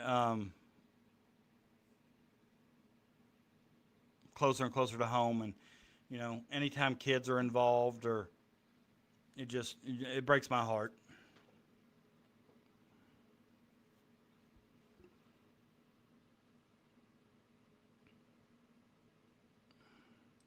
Yeah, I mean, it's to the point, and I said this on Facebook and got crucified, but like, only politicians, Facebook people, all they ever want to say are thoughts and prayers. I'm going to be sorry, but those aren't working. Something's got to change. Have a little kindness in your heart. Did you all see, I can't talk about that stuff because it tears me up and I just can't do it.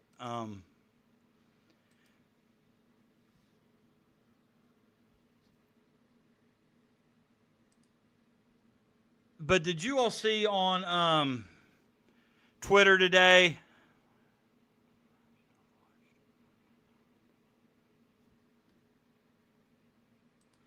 What are you lost about? We'll help you out. We'll catch you up. We're just talking about different topics going on in the state of Kentucky right now. But this right here appeared on Twitter today, and I can't really remember who posted it. I don't know if it was I think it's Rare Rookies. If y'all follow Rare Rookies on Twitter, he's a good follow.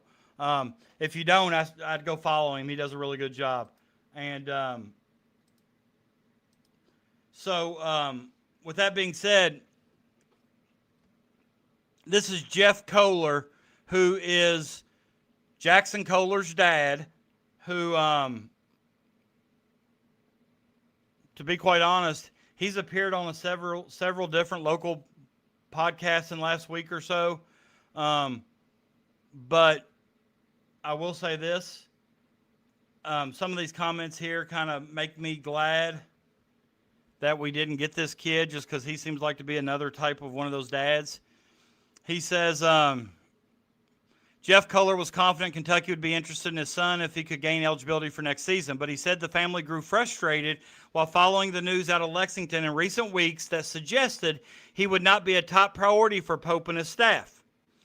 They haven't really officially been able to talk to us, right? Jeff Kohler told the Herald Leader. So following your fan base just to kind of see what the tone is has been kind of a nightmare. And a lot gets lost when you don't actually get to hear these things from the coach. So hearing a coach say the things they say and the sincerity or lack thereof behind it is huge in making this decision. Because if you think that somebody else is their first option or whatnot, then you'd be kind of reluctant to make that decision. It's just been so hard to do this when schools can't call you. It's become impossible to navigate. Now, what I think he's saying there is right.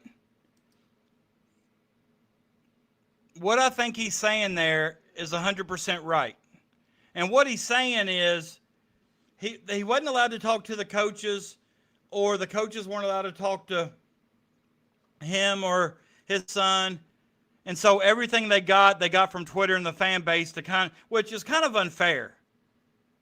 The Twitter fan base don't always know what's going on. Now, could he have maybe have got he may have got the impression that Kentucky fans wanted Mitchell more, but it doesn't really matter what the Kentucky fans want. It's what the coaching staff wants. If the coaching staff wanted Kohler more, then they would have made him more of a priority. All right. But I think the point he's trying to make here isn't necessarily that the Kentucky fan base turned them off of Kentucky. The point I think he's trying to make is that it's hard to make a decision between two schools when you don't really know what the coaches are thinking or saying because you're not allowed to talk to them. UK wins set 2. Okay.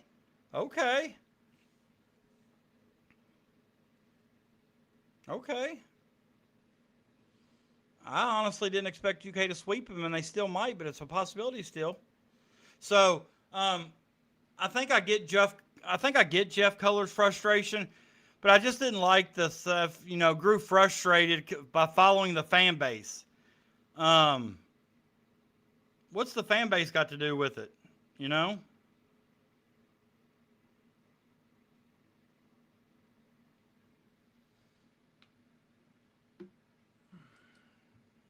Once again, shout out to Larry for the super chat. Shout out to Paxton for the super chat.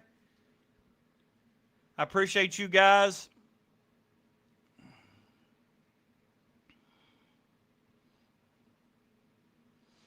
If anybody else wants to become a member or a super chat, it'd be a great day. Ouch. I don't disagree with what about that dude. Oh. You're all talking about music I don't even know nothing about now. I can't help you there. I don't know much about.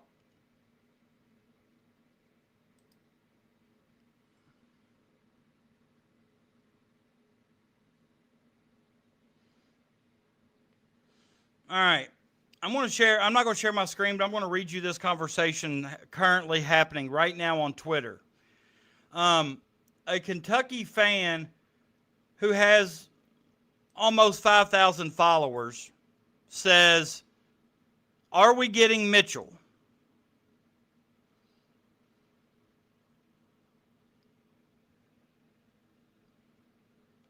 A podcast in the state of Kentucky replies, "Right? ?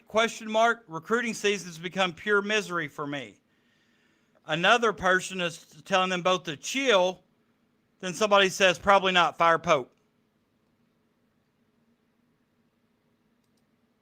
Probably not. Fire Pope. And what's going to happen is that guy's probably going to delete that tweet as soon as Mitchell commits.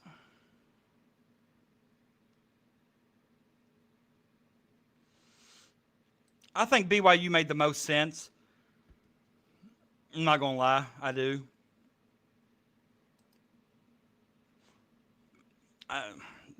Everybody that can have him, everybody that's got a roster spot. I don't know if I've heard of anybody else really, like Crash said earlier, it's like virtually 2 weeks. Virtually for 2 weeks or so, it's, I kind of think it's been a done deal to Kentucky, so I've not really heard or worried about. And I think a lot of the other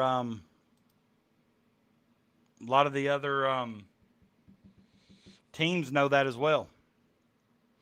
All right, if you've not done it yet, please give the show a like. If you're new here, please give me a subscribe. I'm 1 subscriber short of 850. So I'd love to reach 850 subscribers on my 100th show. That'd be great. So if somebody in here's new and you don't subscribe, you could, somebody just did. I appreciate you. Whoever that was for 850, comment in the chat so I can give you a round of applause. If you're my 850 subscriber and you just subscribed, comment in the chat and let me give you a,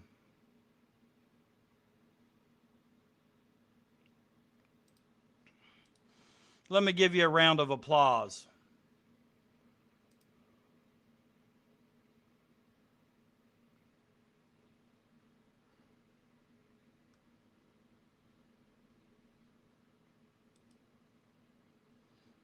Crash, you've done that to me before. I know how you do it. When I was trying to get to 500 subscribers, I got to 499. I pretty well begged, borrowed, and stole a chance to get somebody to subscribe, and they did. And hell, I get excited, I hit refresh, it says 499. Crash is like, I unsubscribed. That ain't funny, man. That ain't funny. If you unsubscribe, you got to come back with a $20 super chat just to get back in the room.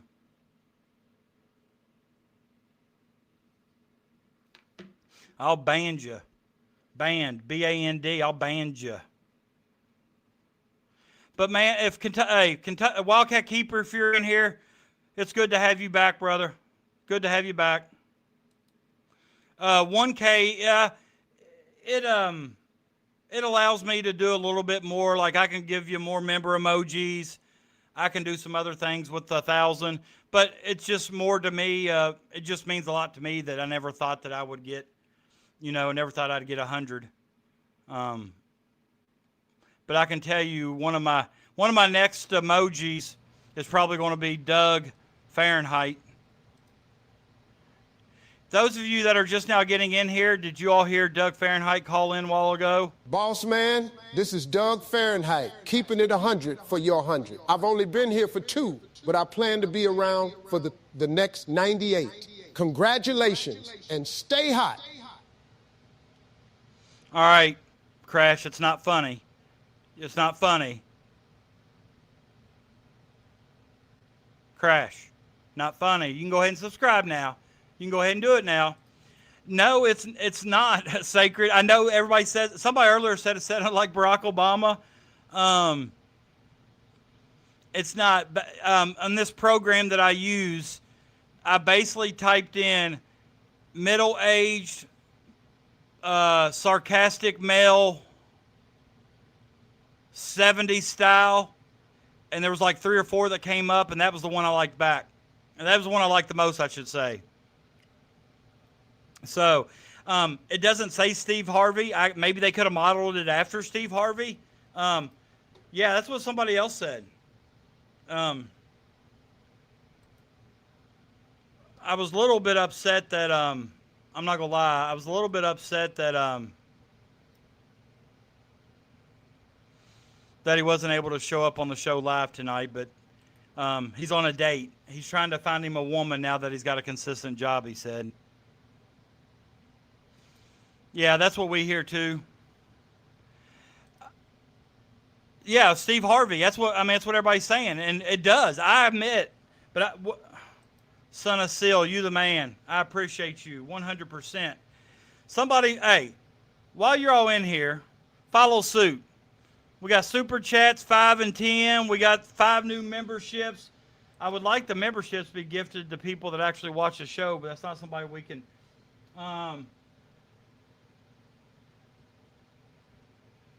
Listen, you're not going to believe this. The people that just received memberships are all from Massachusetts that recently started following me over a court case that we were watching. The first one, pretty kooky Jamie James, she has a channel that I mean, she does a lot of, if you're into video, graphic design, things like that, she does tutorials on how to do that. But she's actually from Louisville. And I didn't know that, and I learned that from being in a chat room on a Massachusetts court case. The Auntie Deb that received, I don't know if you all saw, can see who received them, but the Auntie Deb, that's a guy that does a lot of parody stuff. He's got over 16,000, 17,000 subscribers. The dude is absolutely hilarious.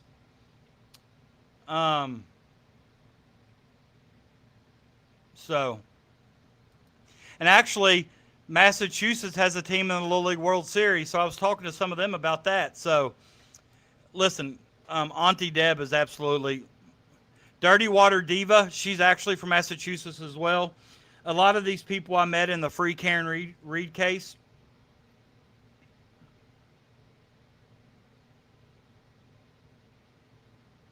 So, I don't know if y'all could see it when you first came in, but the very first, hold on. The very first, I don't even know. Hold on, I'll try to. In case some of you all want to go check her out from Louisville. She just shows you how she's doing these videos and graphic stuff, and she's really good at them too.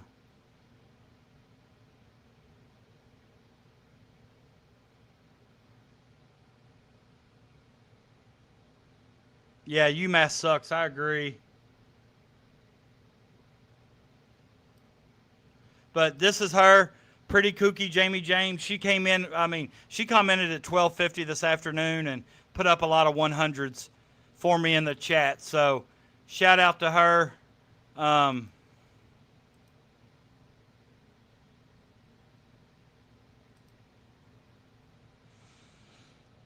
But it's pretty kooky Jamie James, if anybody's in Louisville.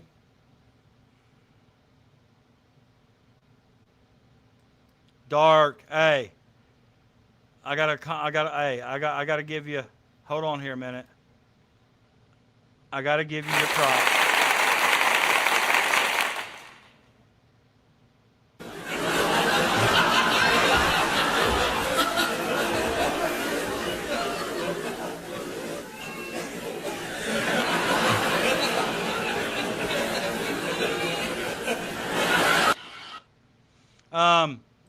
And just like Crash had, Elijah did a show with BBN Unfiltered, who BBN Unfiltered has recently made Elijah his co-host.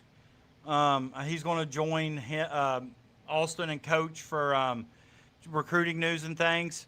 But he was talking about Kentucky football, and he made a mistake. He said that Lance Hurd was a linebacker, not an offensive tackle. And he kind of doubled down, basically saying that he likes to hit people, which offensive tackles do like to hit people. But he got crucified because he made a mistake on some information about players and kind of, but, and some of the people that called him out for it, I don't think they were necessarily trying to be mean or dirty. I think they were trying to get the point across of, Kentucky, BBN is a very unforgiving fan base.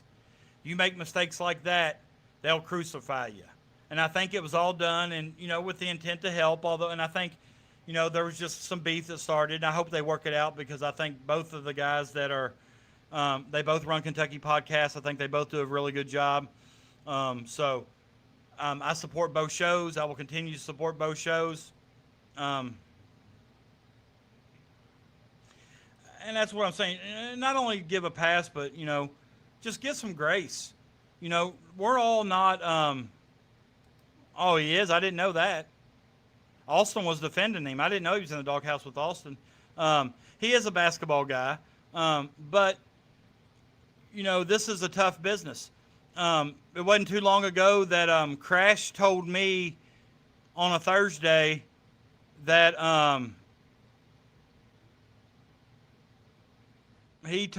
Crash told me on a Thursday that it was a done deal with Momchilovich. It was a done deal. So I said it on the show. That's how much confidence I had that Crash was being honest. Crash had built up some equity and, with some of the stuff he'd said that came true. So I said it on the show that Kentucky getting Momchilovich on Thursday, he was going to commit. It was a done deal. Thursday rolls around, nothing. Friday rolls around, nothing. By Saturday morning, I was crucified. I had people, I had probably about 15 people unsubscribed from the show. Of course, I don't know who the 15 were, but I knew what my numbers were. They unsubscribed. I had a couple that left comments that were just roasting me up one side and down the other for the simple fact that that I didn't know what I was talking about. I wasn't an insider. And if you all followed this show since day one, I've never claimed to be an insider. I don't know any insided information. A lot of the inside information I get is when Crash comes on the show and shares that information with me and with the chat, with everybody. He's gracious enough to do that. Sometimes he will comment on one of my shorts or whatever from before. And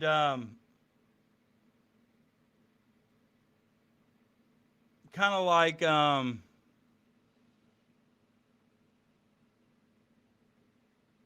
know how to say it. Like one of my previous shorts he'll comment on, so sometimes it doesn't always appear to you guys that you all can see it because it's from a video from a little bit, a few days past. I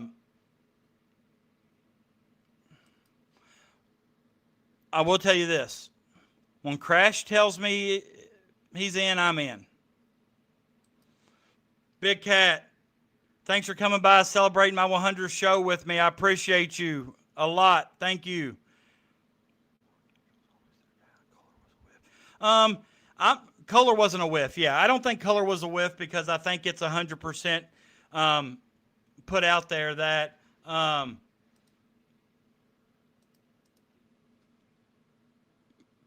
that Mark Pope didn't really what I would consider him as a priority. Like, I think Mark Pope prioritized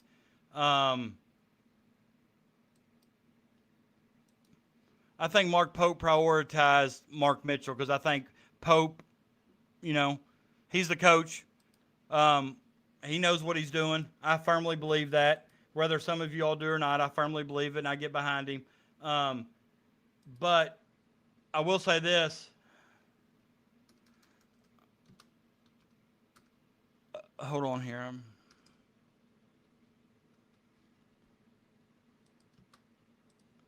But when Crash tells me something, I believe it.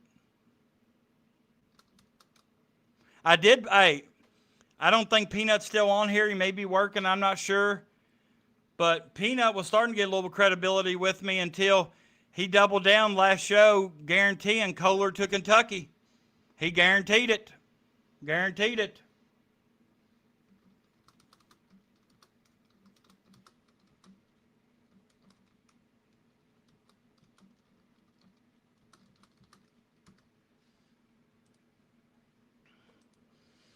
All right.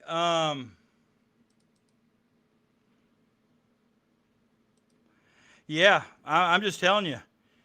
Last week when it was out that Kentucky was zooming with Kohler, it was actually, what is the day? Friday. It was Tuesday.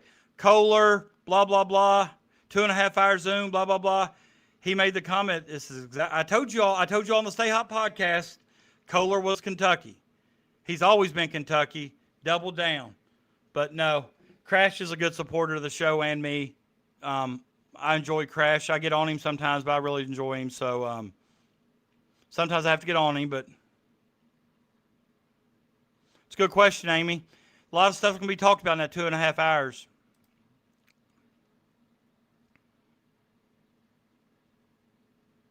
And you're loud.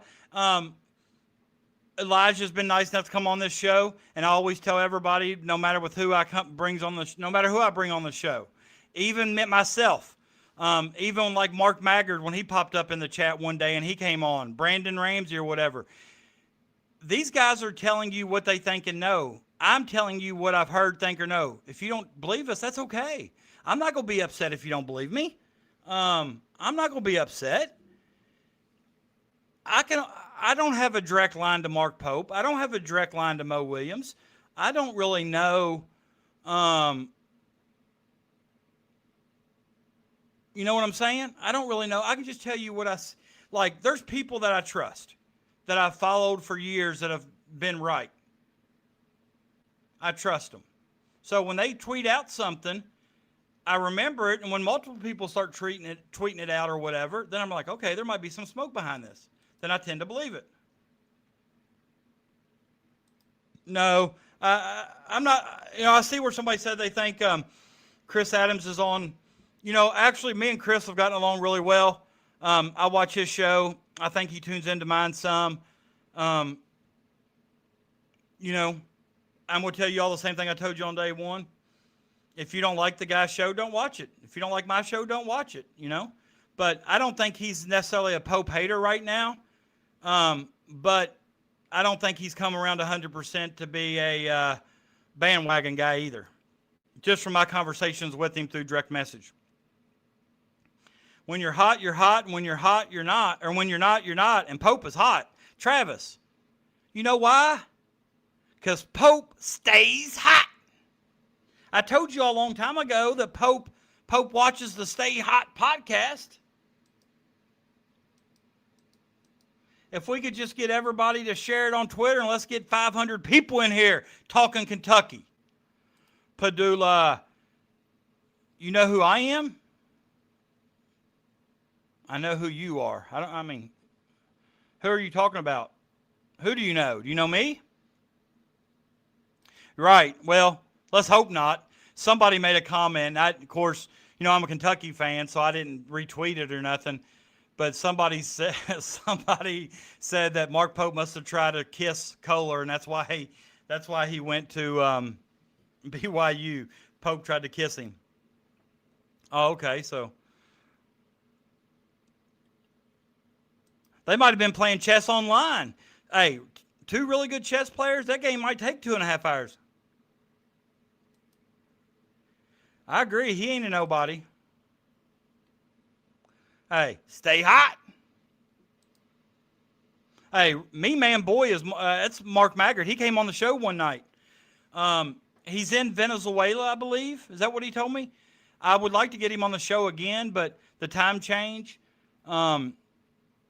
Maybe on a weekend when I can be up a little bit later, I might see if he'll come on. I love Mark Maggard. I thought he was great on the show that night. If you follow him on Twitter, he ain't afraid to tell you what he's thinking either. Dark Pope must be Mark Maggard again. He's giving himself props. Is this your burner account?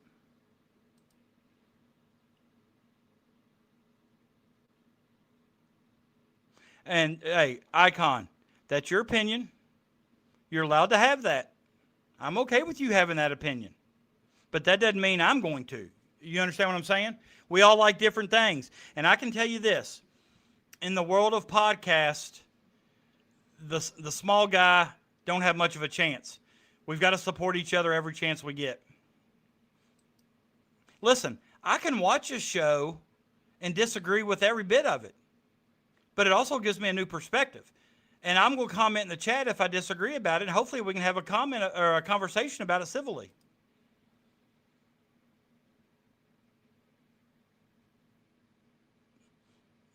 Crash, and that's one of the things I noticed from the first show.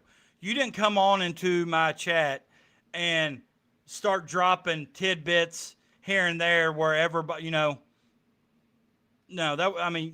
you could tell it wasn't something that you asked for.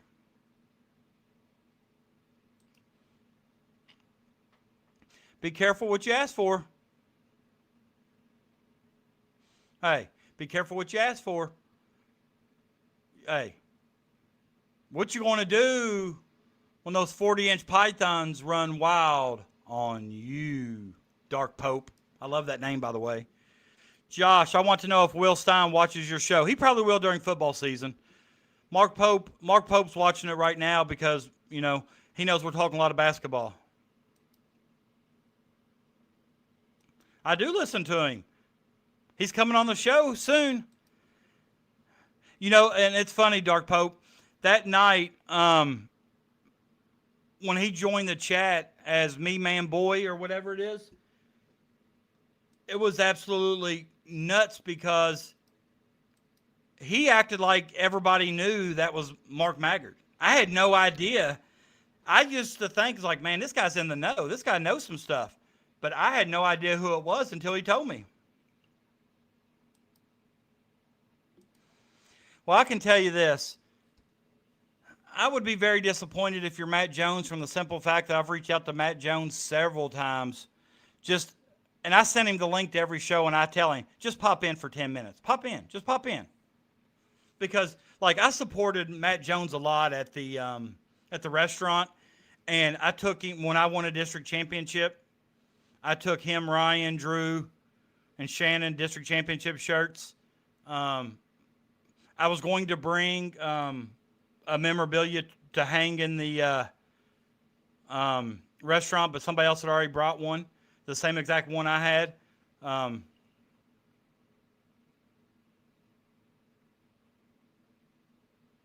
You got to remember, too, though, Icon, I'm new to the game. I've not, you all were watching this guy long before I ever knew who he was. If you remember, the first month or two that I did a podcast, you all kept saying him, and how many times did I say, this guy's not showing up on my Facebook. This guy's not showing up on, I don't know who you're all talking about. And his videos on YouTube are only like 8 minutes. Those are easy for me to watch. He doesn't put the whole show on. A lot of his shows are on TikTok, and I don't have TikTok, but I will support the shows that are on YouTube. I'm a cow lover. But I'm a Kentucky lover first. And I hope Kentucky kicks Cal's ass every time they play. Then, when Cal retires, I hope Kentucky fans can realize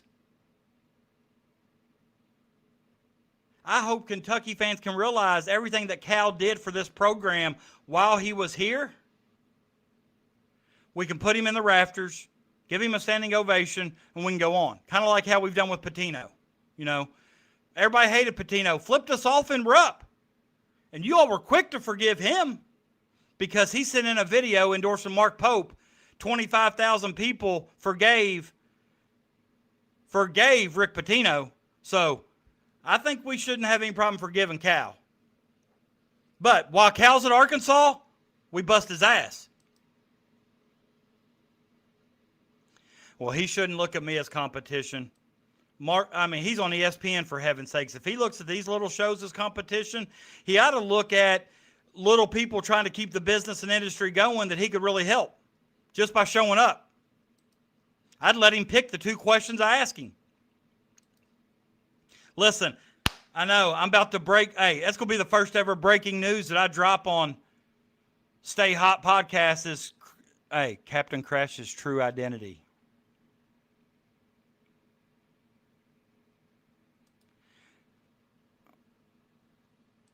Padula, he's the one that agreed to come on the show. Now, if he wanted to drop a $20 super chat, I'd let him keep his camera off while I streamed. But before I ever go live, he'd have to let me see his face. I want to know who I'm talking to. But I would let him keep his camera off, stream, and that's something we'll talk about as we get closer to. We're going to try to get him on with Stephen Peak. Stephen Peak's currently on vacation right now, so hopefully we'll have Stephen Peak on not too long from now. My cousin knows, and 2 of my dumbass friends. Oh, let me guess. Your cousin, the one that lives next to Kenny Brooks? Like, listen, it's hard not to respect Cal for what he did to Kentucky, follow on Billy Clyde Gillespie. But it's also okay to root against him now because he is the enemy. You can root against him and still respect him. But think about this.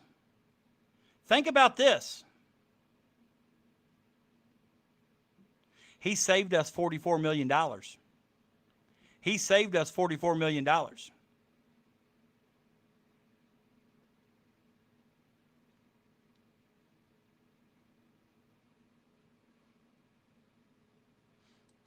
No, I'm not, but maybe I sounded like that. No, Icon. There's not a big difference.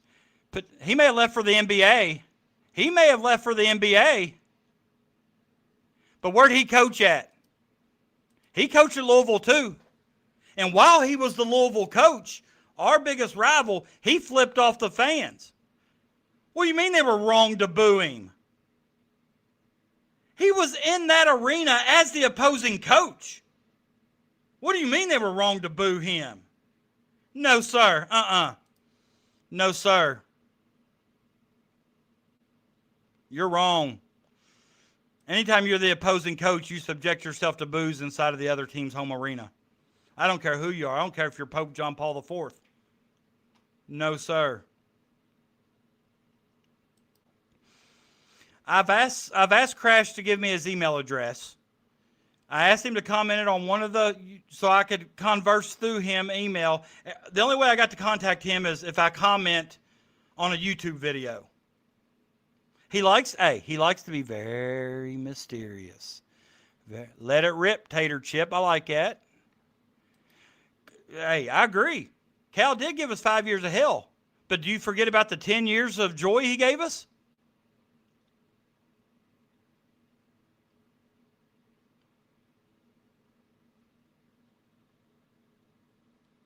I must have missed it. Which one was it on? If you commented on one of the things, I'll go back and find it later if that's where you put it.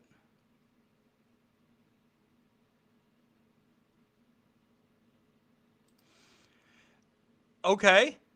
So you mean to tell me he shouldn't go to a conference school that's offering him a boatload of money? He saved us $44 million by leaving and going to another SEC school. You're letting your hatred get in the way, Icon. So it's a bad look, man. It's a bad look. Get all that hatred out of your heart. Get all that hatred out. we play Louisville just as many times in the regular season as we do Arkansas. Once. UK is about to sweep Wisconsin. Damn, UK must be bad. Hey, I'm hot. I'm hot at Icon about right now. Icon's got me hot. But I love that Icon challenges me. I love it. I love when Icon's here. What's up, Scott? Thanks, buddy. Appreciate you. But, hey, listen. I want 10 super chats tonight, and I've only got 2. Let's get at least 5. Let's cut it in half. Come on. Son, thank you for the 5 memberships. I appreciate you gifting those. That's much love.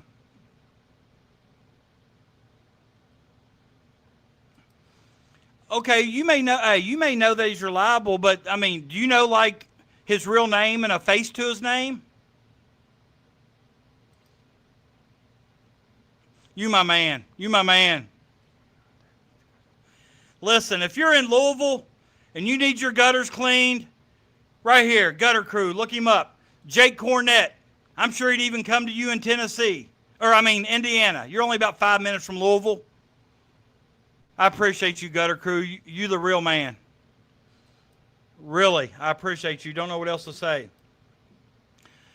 Craig Skinner, I'll try, man, but you don't... Listen, I don't really understand. UK's losing? Or I can't figure that.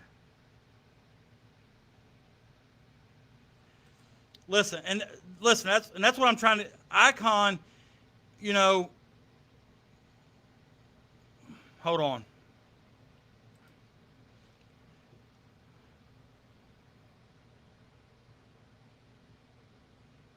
Come on, Icon. You try. Listen. Icon. You trying to tell me you don't think Rick Pitino lied?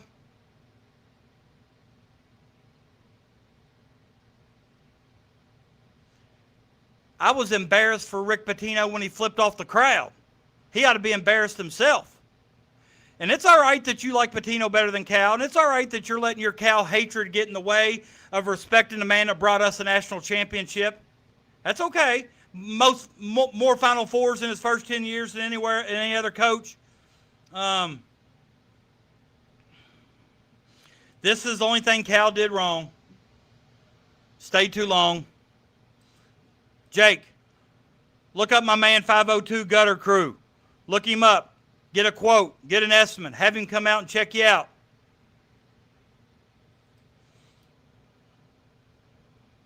Let me get back to you. I'm sure I can find it. Every coach has those moments. Every coach has it.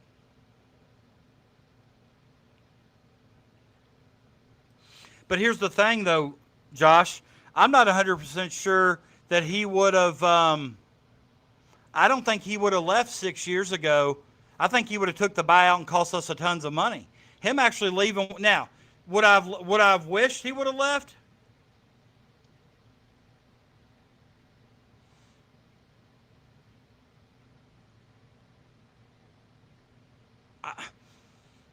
Obviously, his last 5 years here weren't good. I'm not even going to say they weren't great. They weren't good.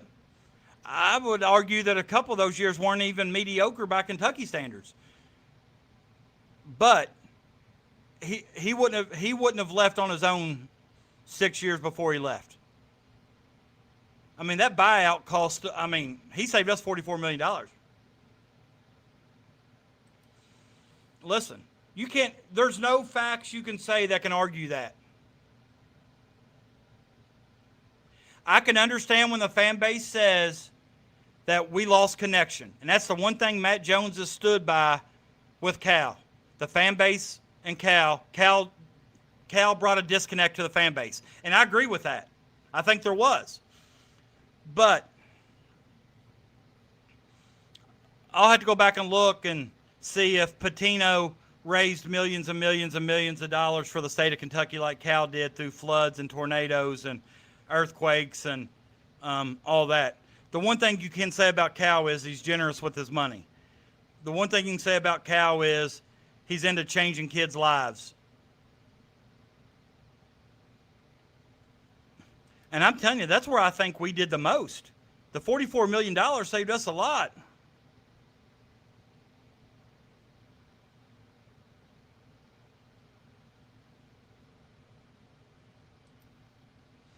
You throw that no respect around word quite a bit. It makes me actually worry about you, Icon. From Stanton. Yeah, Cal got complacent here once he got the lifetime contract, which is something that I think Mitch did that was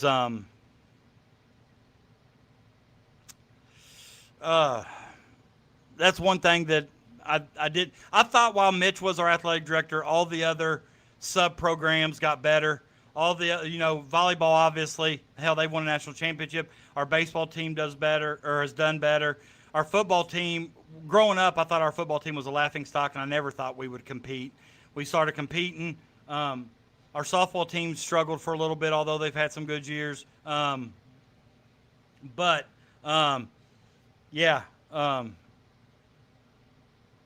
will say this. 15 days till football. Did you all see the picture on Twitter today where Will Stein was at the Kentucky game when Kentucky beat number 1 LSU and he rushed the field? Man,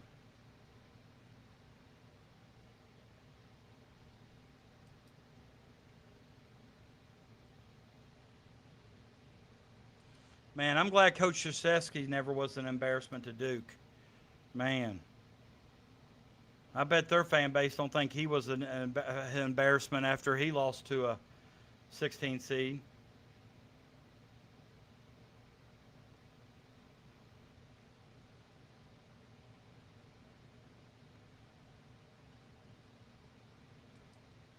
I'm trying to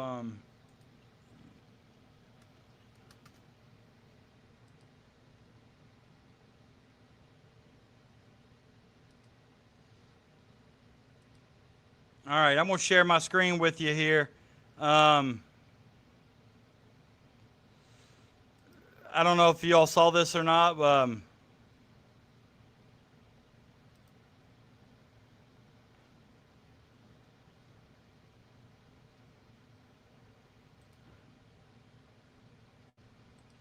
We're not getting into this because I would have done that for my players too.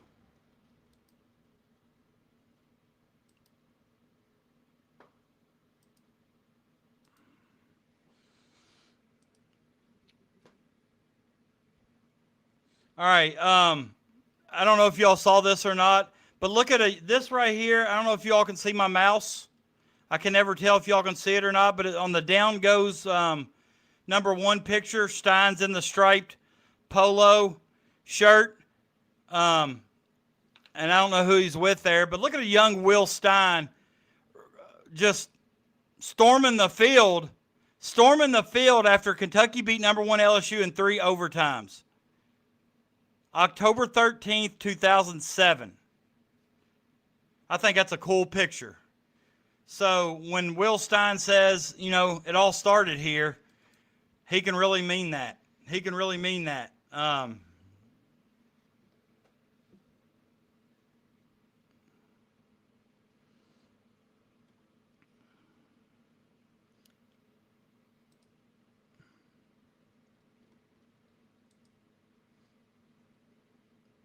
Man, I'm not gonna lie. I'm kind of shocked. I'm just gonna say I'm shocked that the volleyball team.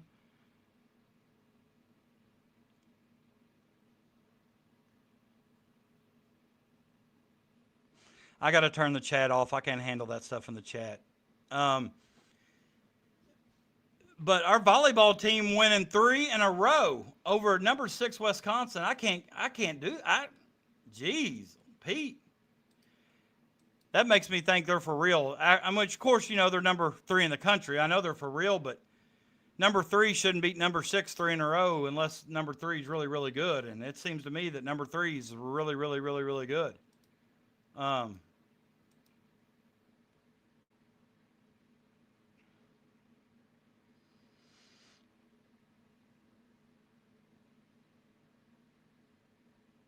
I'm trying to also find I'm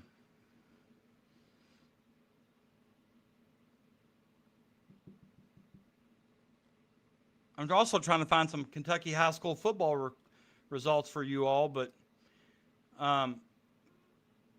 it looks like Scott County ended Franklin County's 31-game regular season undefeated streak by winning 55-24.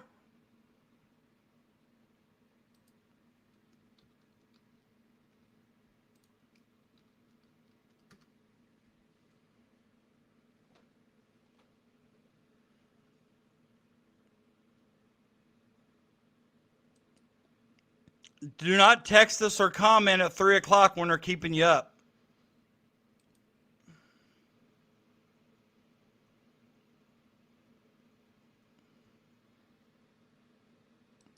$6 a.m. diarrhea.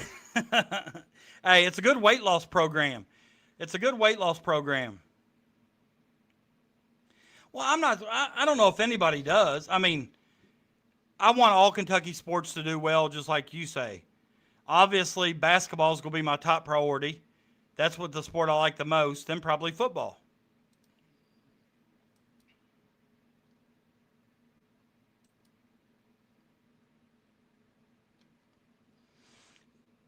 $19 minutes ago, BBN Unfiltered just tweeted, still waiting. They must be expecting a Mark Mitchell announcement tonight. I hope we get it tonight, but I would think it's already 11 p.m. I don't know if we're going to get it tonight.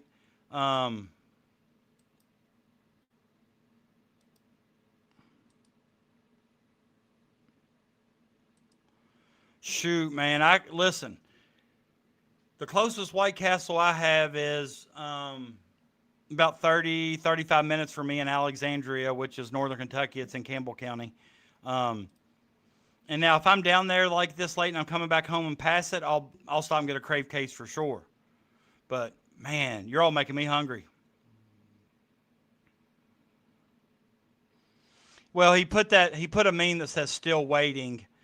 Probably a facetious tweet, but I think he's kind of like me, that I got in my head,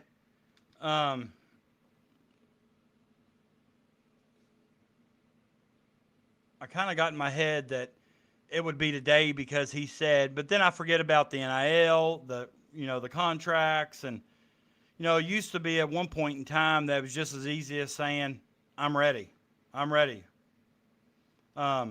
Oh, and I also forgot, and I just saw a comment from Van Howes.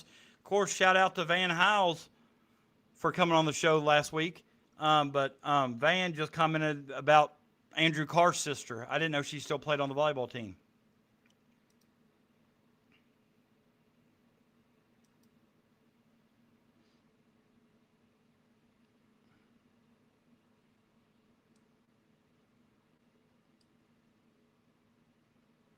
What do you mean? Do a remote viewing session for Mitchell?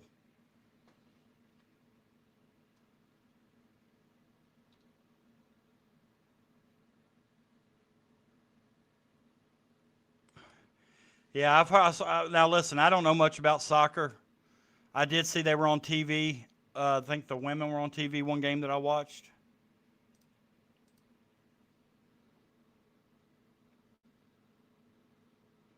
Really? I'd never heard that before in all my life. Did not know that.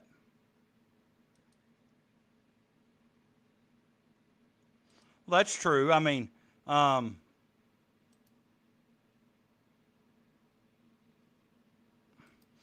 still don't know what that means.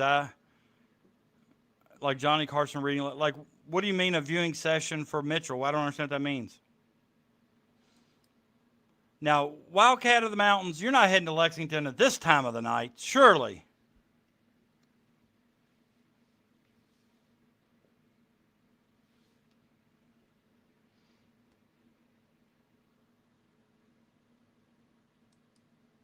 Oh.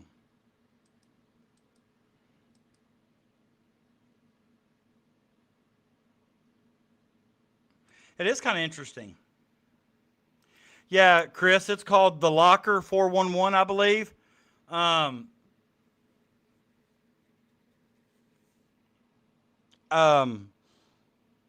Go subscribe if you don't. I'm sure you do since you already knew that. But yeah, I watch it.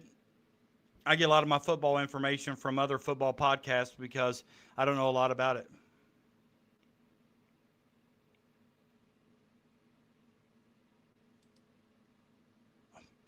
He's talking way above my head, Icon. I ain't gonna lie. I don't know what he's talking about.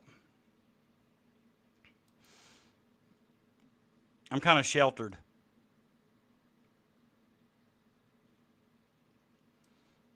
Guys, I will say this. I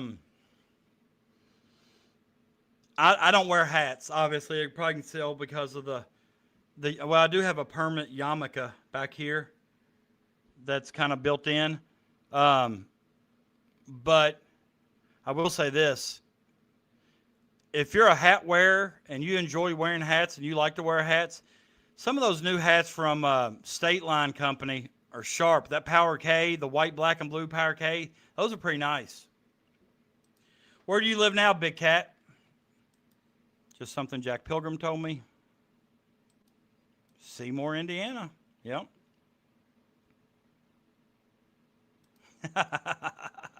You know I don't mind arguing with you, Icon. I'm going to like you regardless.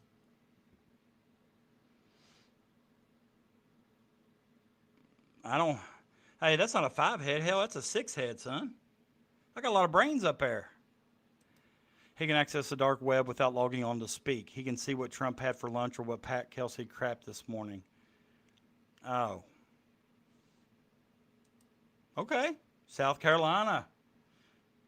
I actually went to South Carolina last Christmas, lower Charleston, or low country, is that what it's called in Charleston? Low country? I went to a basketball tournament there and over Christmas break with my basketball team.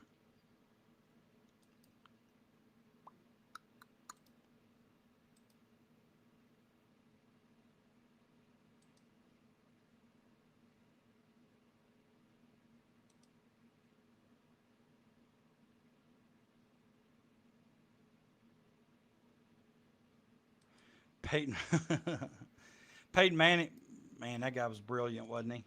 As far as the football IQ, gosh, Lee.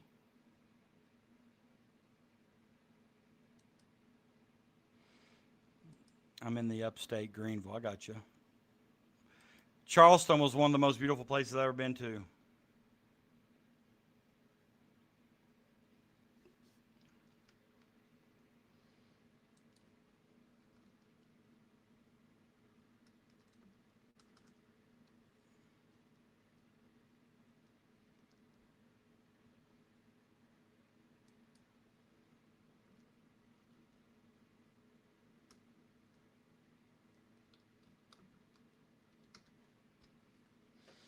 I shave all my hair. Been doing 15 plus. Used to work in coal mining. That dust would get in your sweat, turn into grease.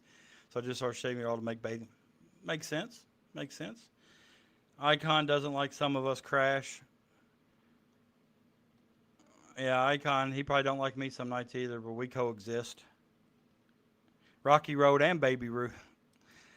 Yeah, Cash Daniels. Yeah, I saw he was on BBN Unfiltered not too long ago. And I can't remember exactly which.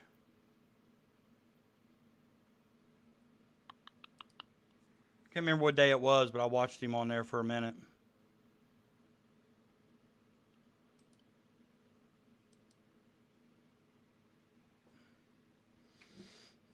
I like Cash. He's I don't know, is he still wrestling in OVW? I haven't watched in a couple weeks.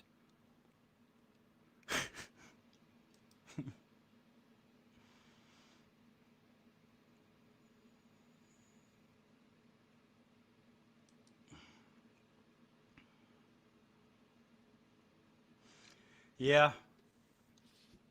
We'll like him a lot better on our team than we did on Duke's team. Actually, I think he played 2 years at Duke, didn't he? I think he played his first 2 at Duke.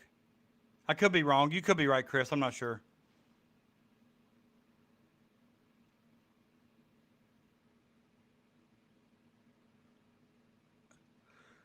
Hey, I like KSR.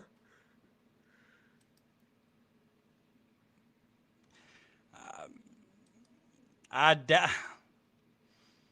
doubt. I guess if anybody can get the enrollment or admissions office to open up.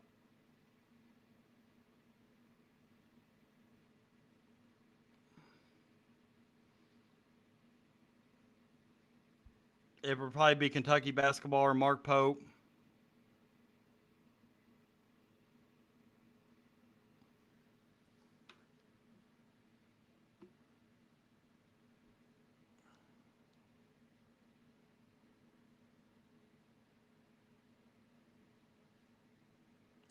Yeah, that's what I'm saying. It's got to be 24/7 for the basketball team, especially somebody like Mark Mitchell.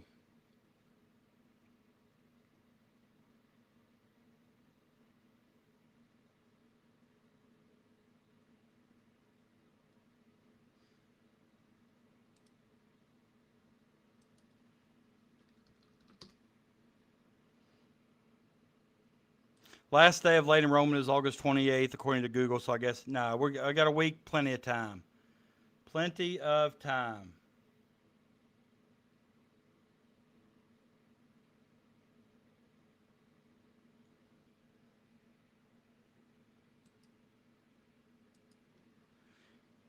All right, my daughter's home from work, or my daughter's on her way home from work. She works in Maysville, about 30 minutes away, so I'm waiting for her to get home here.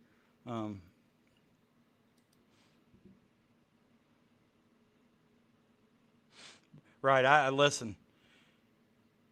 If they start getting personal, then I'll stop it. But if they're just all in good fun, then I just let it go on. But I knew our Louisville guys probably wouldn't show up tonight. Anthony and that other guy, I don't remember his name, but I knew they probably wouldn't show up.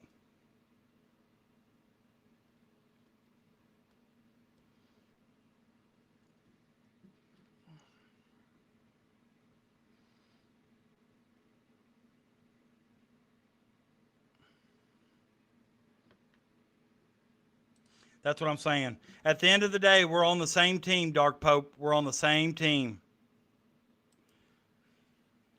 I just think everybody involved at this case, or at this time of the time, I mean, everybody's shifty. I wish the NCAA would just say, all right, here's the white flag. I give. You've taken the fight out of me. We can't win. We lose. All right, we're done. We surrender. Make them all eligible this year. Then next year it becomes a lot more apparent about the 5-for-5, things like that, that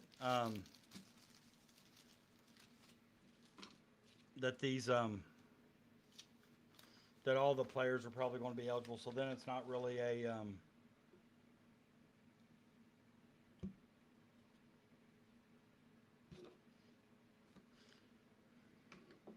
well, they Dark Pope. I don't know if he was here earlier, but I made Greg Sankey out of this.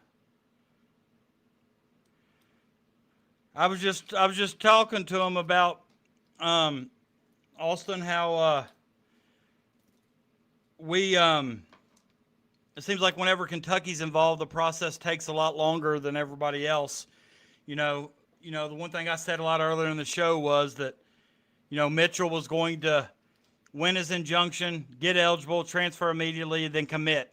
Well, he transferred immediately. That's about as far as it goes. But there's probably a lot more to that now with the contracts, the verbiage, talking to the agents, things like that, which I know they've talked to his agent for some time now. But it just seems like whenever Kentucky's involved with a guy, the process takes a hell of a lot longer than does every other school. Yeah, our Louisville guys are usually in here after they lost. Well, Trimble, I think, will end up being eligible, but they lost London Johnson, so which may mean if they lost London Johnson, they may pick up somebody. They may pick up somebody better, one of these guys that get eligible. I don't know. I'd like to know what London Johnson did. No, I don't think they will either. I said I wish they would just wave the white flag and say, all right, we've tried. We have zero chance. We're not going to win any of these cases in court. We're just wasting our time and everybody else's. So, with that being said, we're done. We're going to leave it at that. And make everybody eligible this year. Because next year, it's not going to be an issue anyhow. Well, Louisville lost one to ineligibility due to the Colorado thing, and then they kicked one kid off the team for violating team rules. Aberdeen was ruled ineligible, but he'll make it a state case too and attach himself to somebody's lawsuit already, and he'll eventually be eligible. They're all going to play this year. I really believe that. I might be wrong, but I believe that. Well, and I think what seems longer is that we're a fan base that follows the recruiting. Like, for example, I doubt, Illinois' fan base follows their recruiting like Kentucky's fan base follows ours. They probably don't know who these guys are until they actually commit. So they don't know when the process actually started. Our fan base is so in tune, we know when they're offered, why they were offered, how come so-and-so hadn't been offered. I can't help you there. No, I think it's just this 2022 class. After this year, they're all getting that 5-for-5 thing. They'll have 5 years, five, you know what I mean. It's getting late.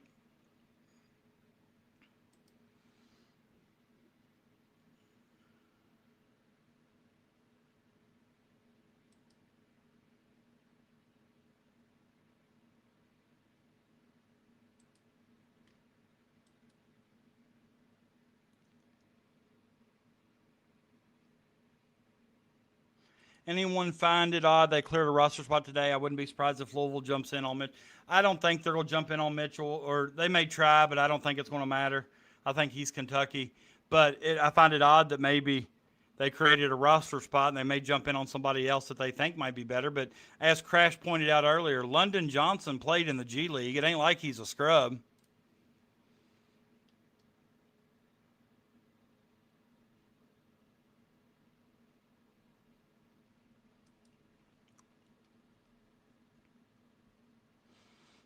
Right. And hell, we were putting up billboards saying free Big Z. Yeah, that's what I thought too. But I don't know how all these rules affect everybody. I really don't. I wish I did, but I don't.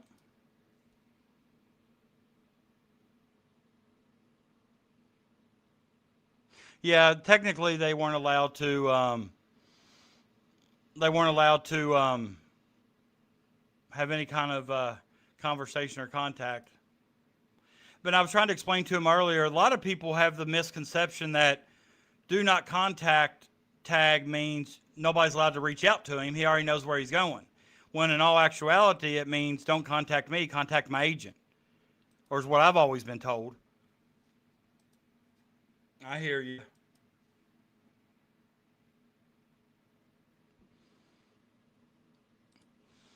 Yeah, that's just one position our football team needs, and how nice would it be for them to be able to get a player as good as Alex Afari? You like your team? I love my team. If Mark Mitchell commits to Kentucky. Monday's very realistic expectation for an announcement. That's if Kentucky Farm Bureau says so. You put respect on their name, Crash. You put respect on their name.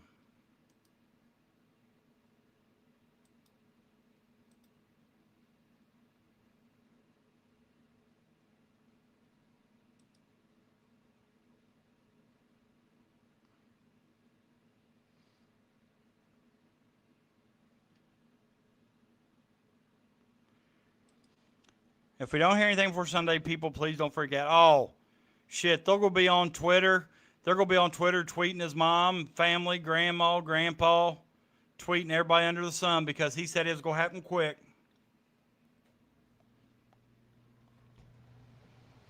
I definitely hope, yeah. Which, you know what? I think his upside's really high. He may take some of McBride's minutes. I don't know. This may hurt McBride too.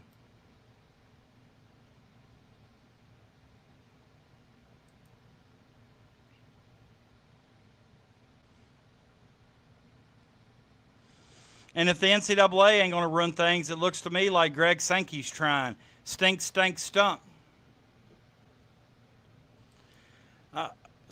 I'll make a graphic for a crystal ball for BBN to 100% to shut up if I see something too out of hand. I'll make a crystal ball for it. Or I'll give him a nice warm glass of shut the hell up.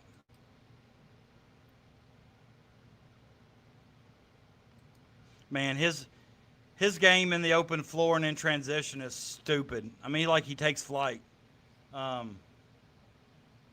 It's absolutely crazy.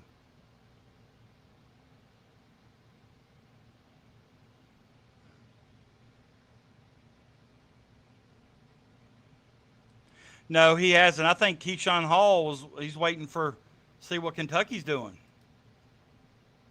I guess until Mitchell says I'm committed to Kentucky, I guess there's still a chance, you know what I'm saying? This is all playing out just like Peanut Butter Posse expected it to. It's all playing out just like he had it down.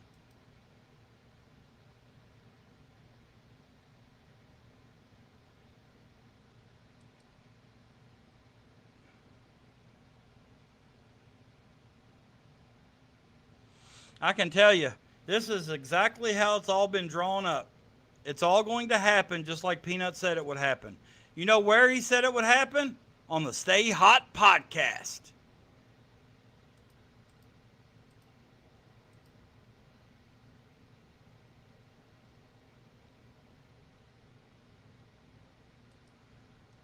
Man.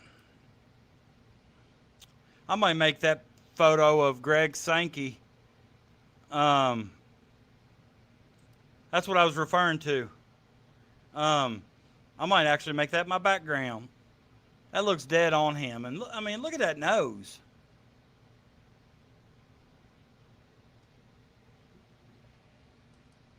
Oh my gosh. Oh, he can't. That's an in-conference transfer. If coaches can't go from one team in conference to another, we can't be letting players do it either. Heck no, they're direct competitors. Mitchell can't come to Kentucky. It'd be a direct competitor. No, Icon's done said you can't do that. That makes you unrespectable. You can't be respected if you go to a direct competitor. Just can't happen. So he's not going to be allowed to go to Kentucky, and then Hall's not going to be allowed to go to LSU. That's just, you just don't do that. That's a no-no.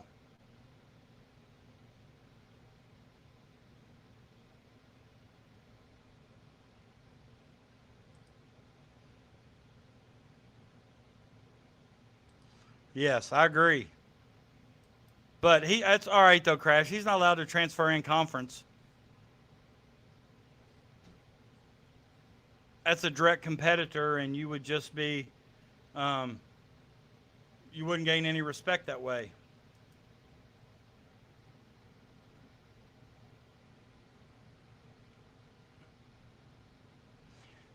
Players aren't signing contracts right now?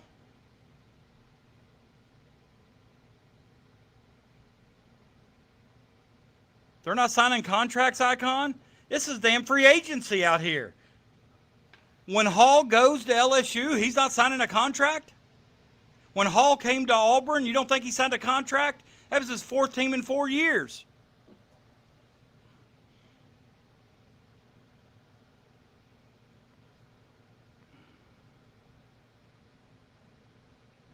The players are making more money than some of these coaches are. You're right.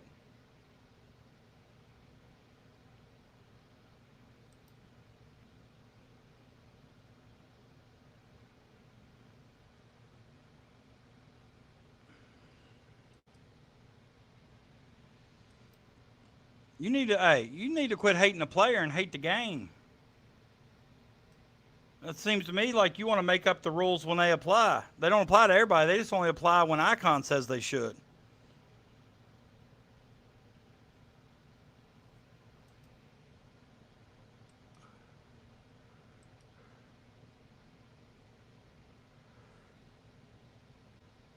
Oh, shoot. I ain't stayed up this late for a long time doing a podcast. I'm getting winded. I don't have much to do tomorrow. I got to take my daughter to She's getting her hair did at 11 a.m., getting her back to school cut. She don't start, I think she starts school on Monday.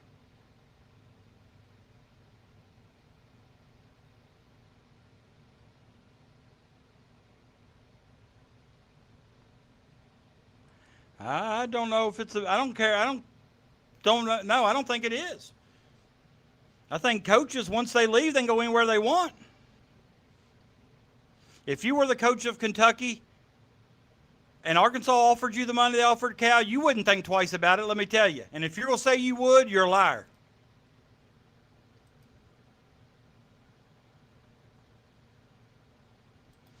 I don't ever have to cut my crash.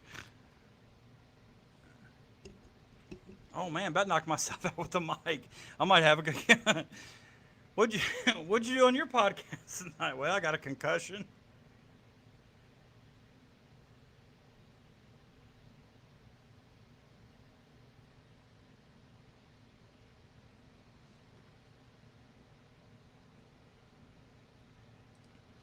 Gene, what's up? How you doing? Thanks for coming by.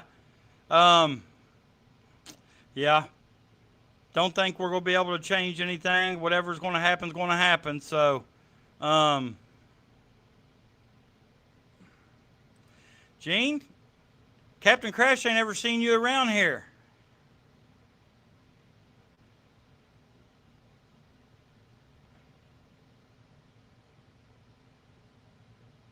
If you're new here, give us a like and a subscribe. Like the show, subscribe to the channel.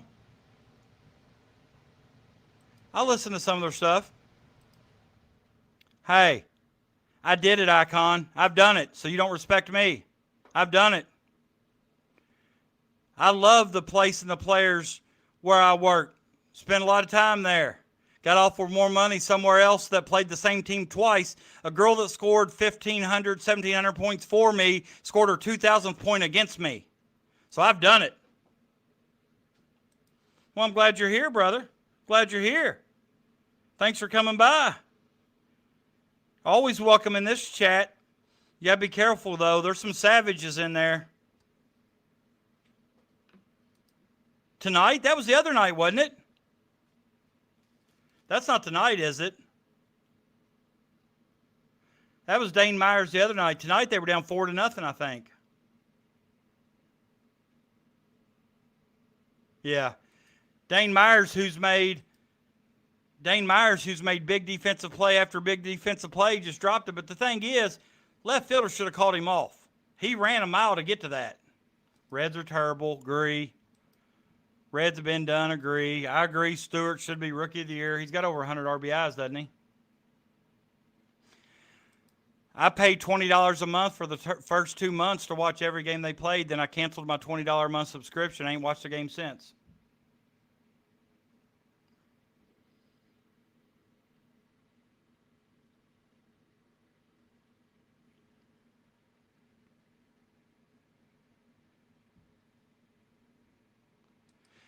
Oh, I wouldn't. Okay, I'm just not a Friedel fan. I thought you said I am a Friedel. I was like, I wouldn't be telling too many people you're a Friedel fan.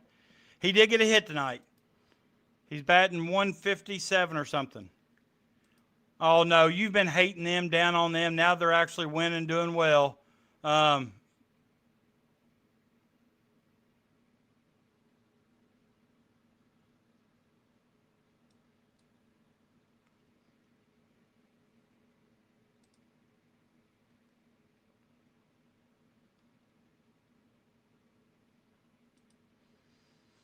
Jeez. I'm not going to lie. They make me want to go unhinged. They have to blow more ninth inning leads than anybody I've ever seen.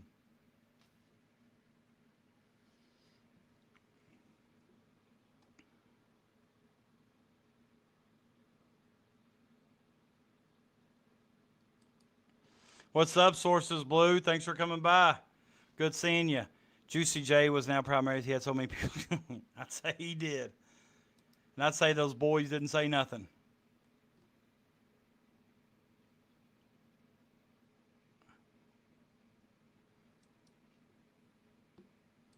All these Cub fans.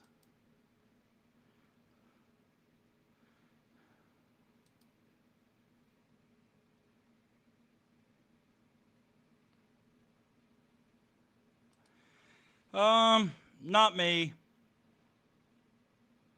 Not me. If I can make it to the first game September 5th, I probably will, but I won't go to the Bama game.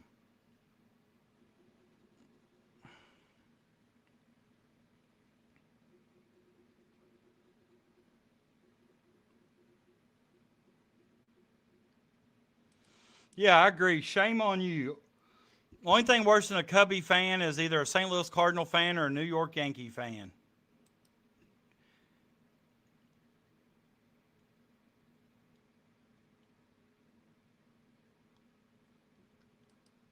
Oh, going to the Bama game, huh? Nice. Nice. It's always best too when you ain't got to pay for those tickets.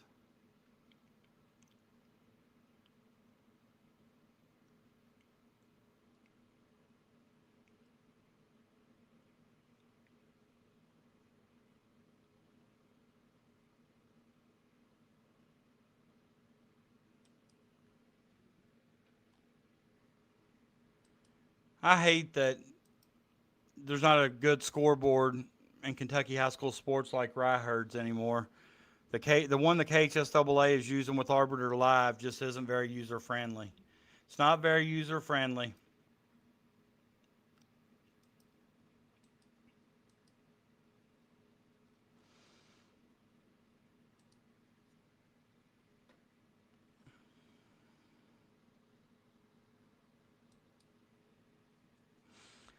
He don't know who Juicy J is. All right, guys. I'm starting to yawn, get a little tired. I made it 3 hours. First time in a long time that I've done that. I'll probably be back on Sunday with the show. Hopefully we've got more Mark Mitchell updates, news, maybe even a commitment. I appreciate you guys showing up for my 100th show. It really does mean a lot. It's a milestone I never thought I would get to. Also tonight, and I don't want any funny business out of Crash, but I've also made it up to 250 also made it up to 108. I've also made it up to 850 subscribers, so I'm proud of that.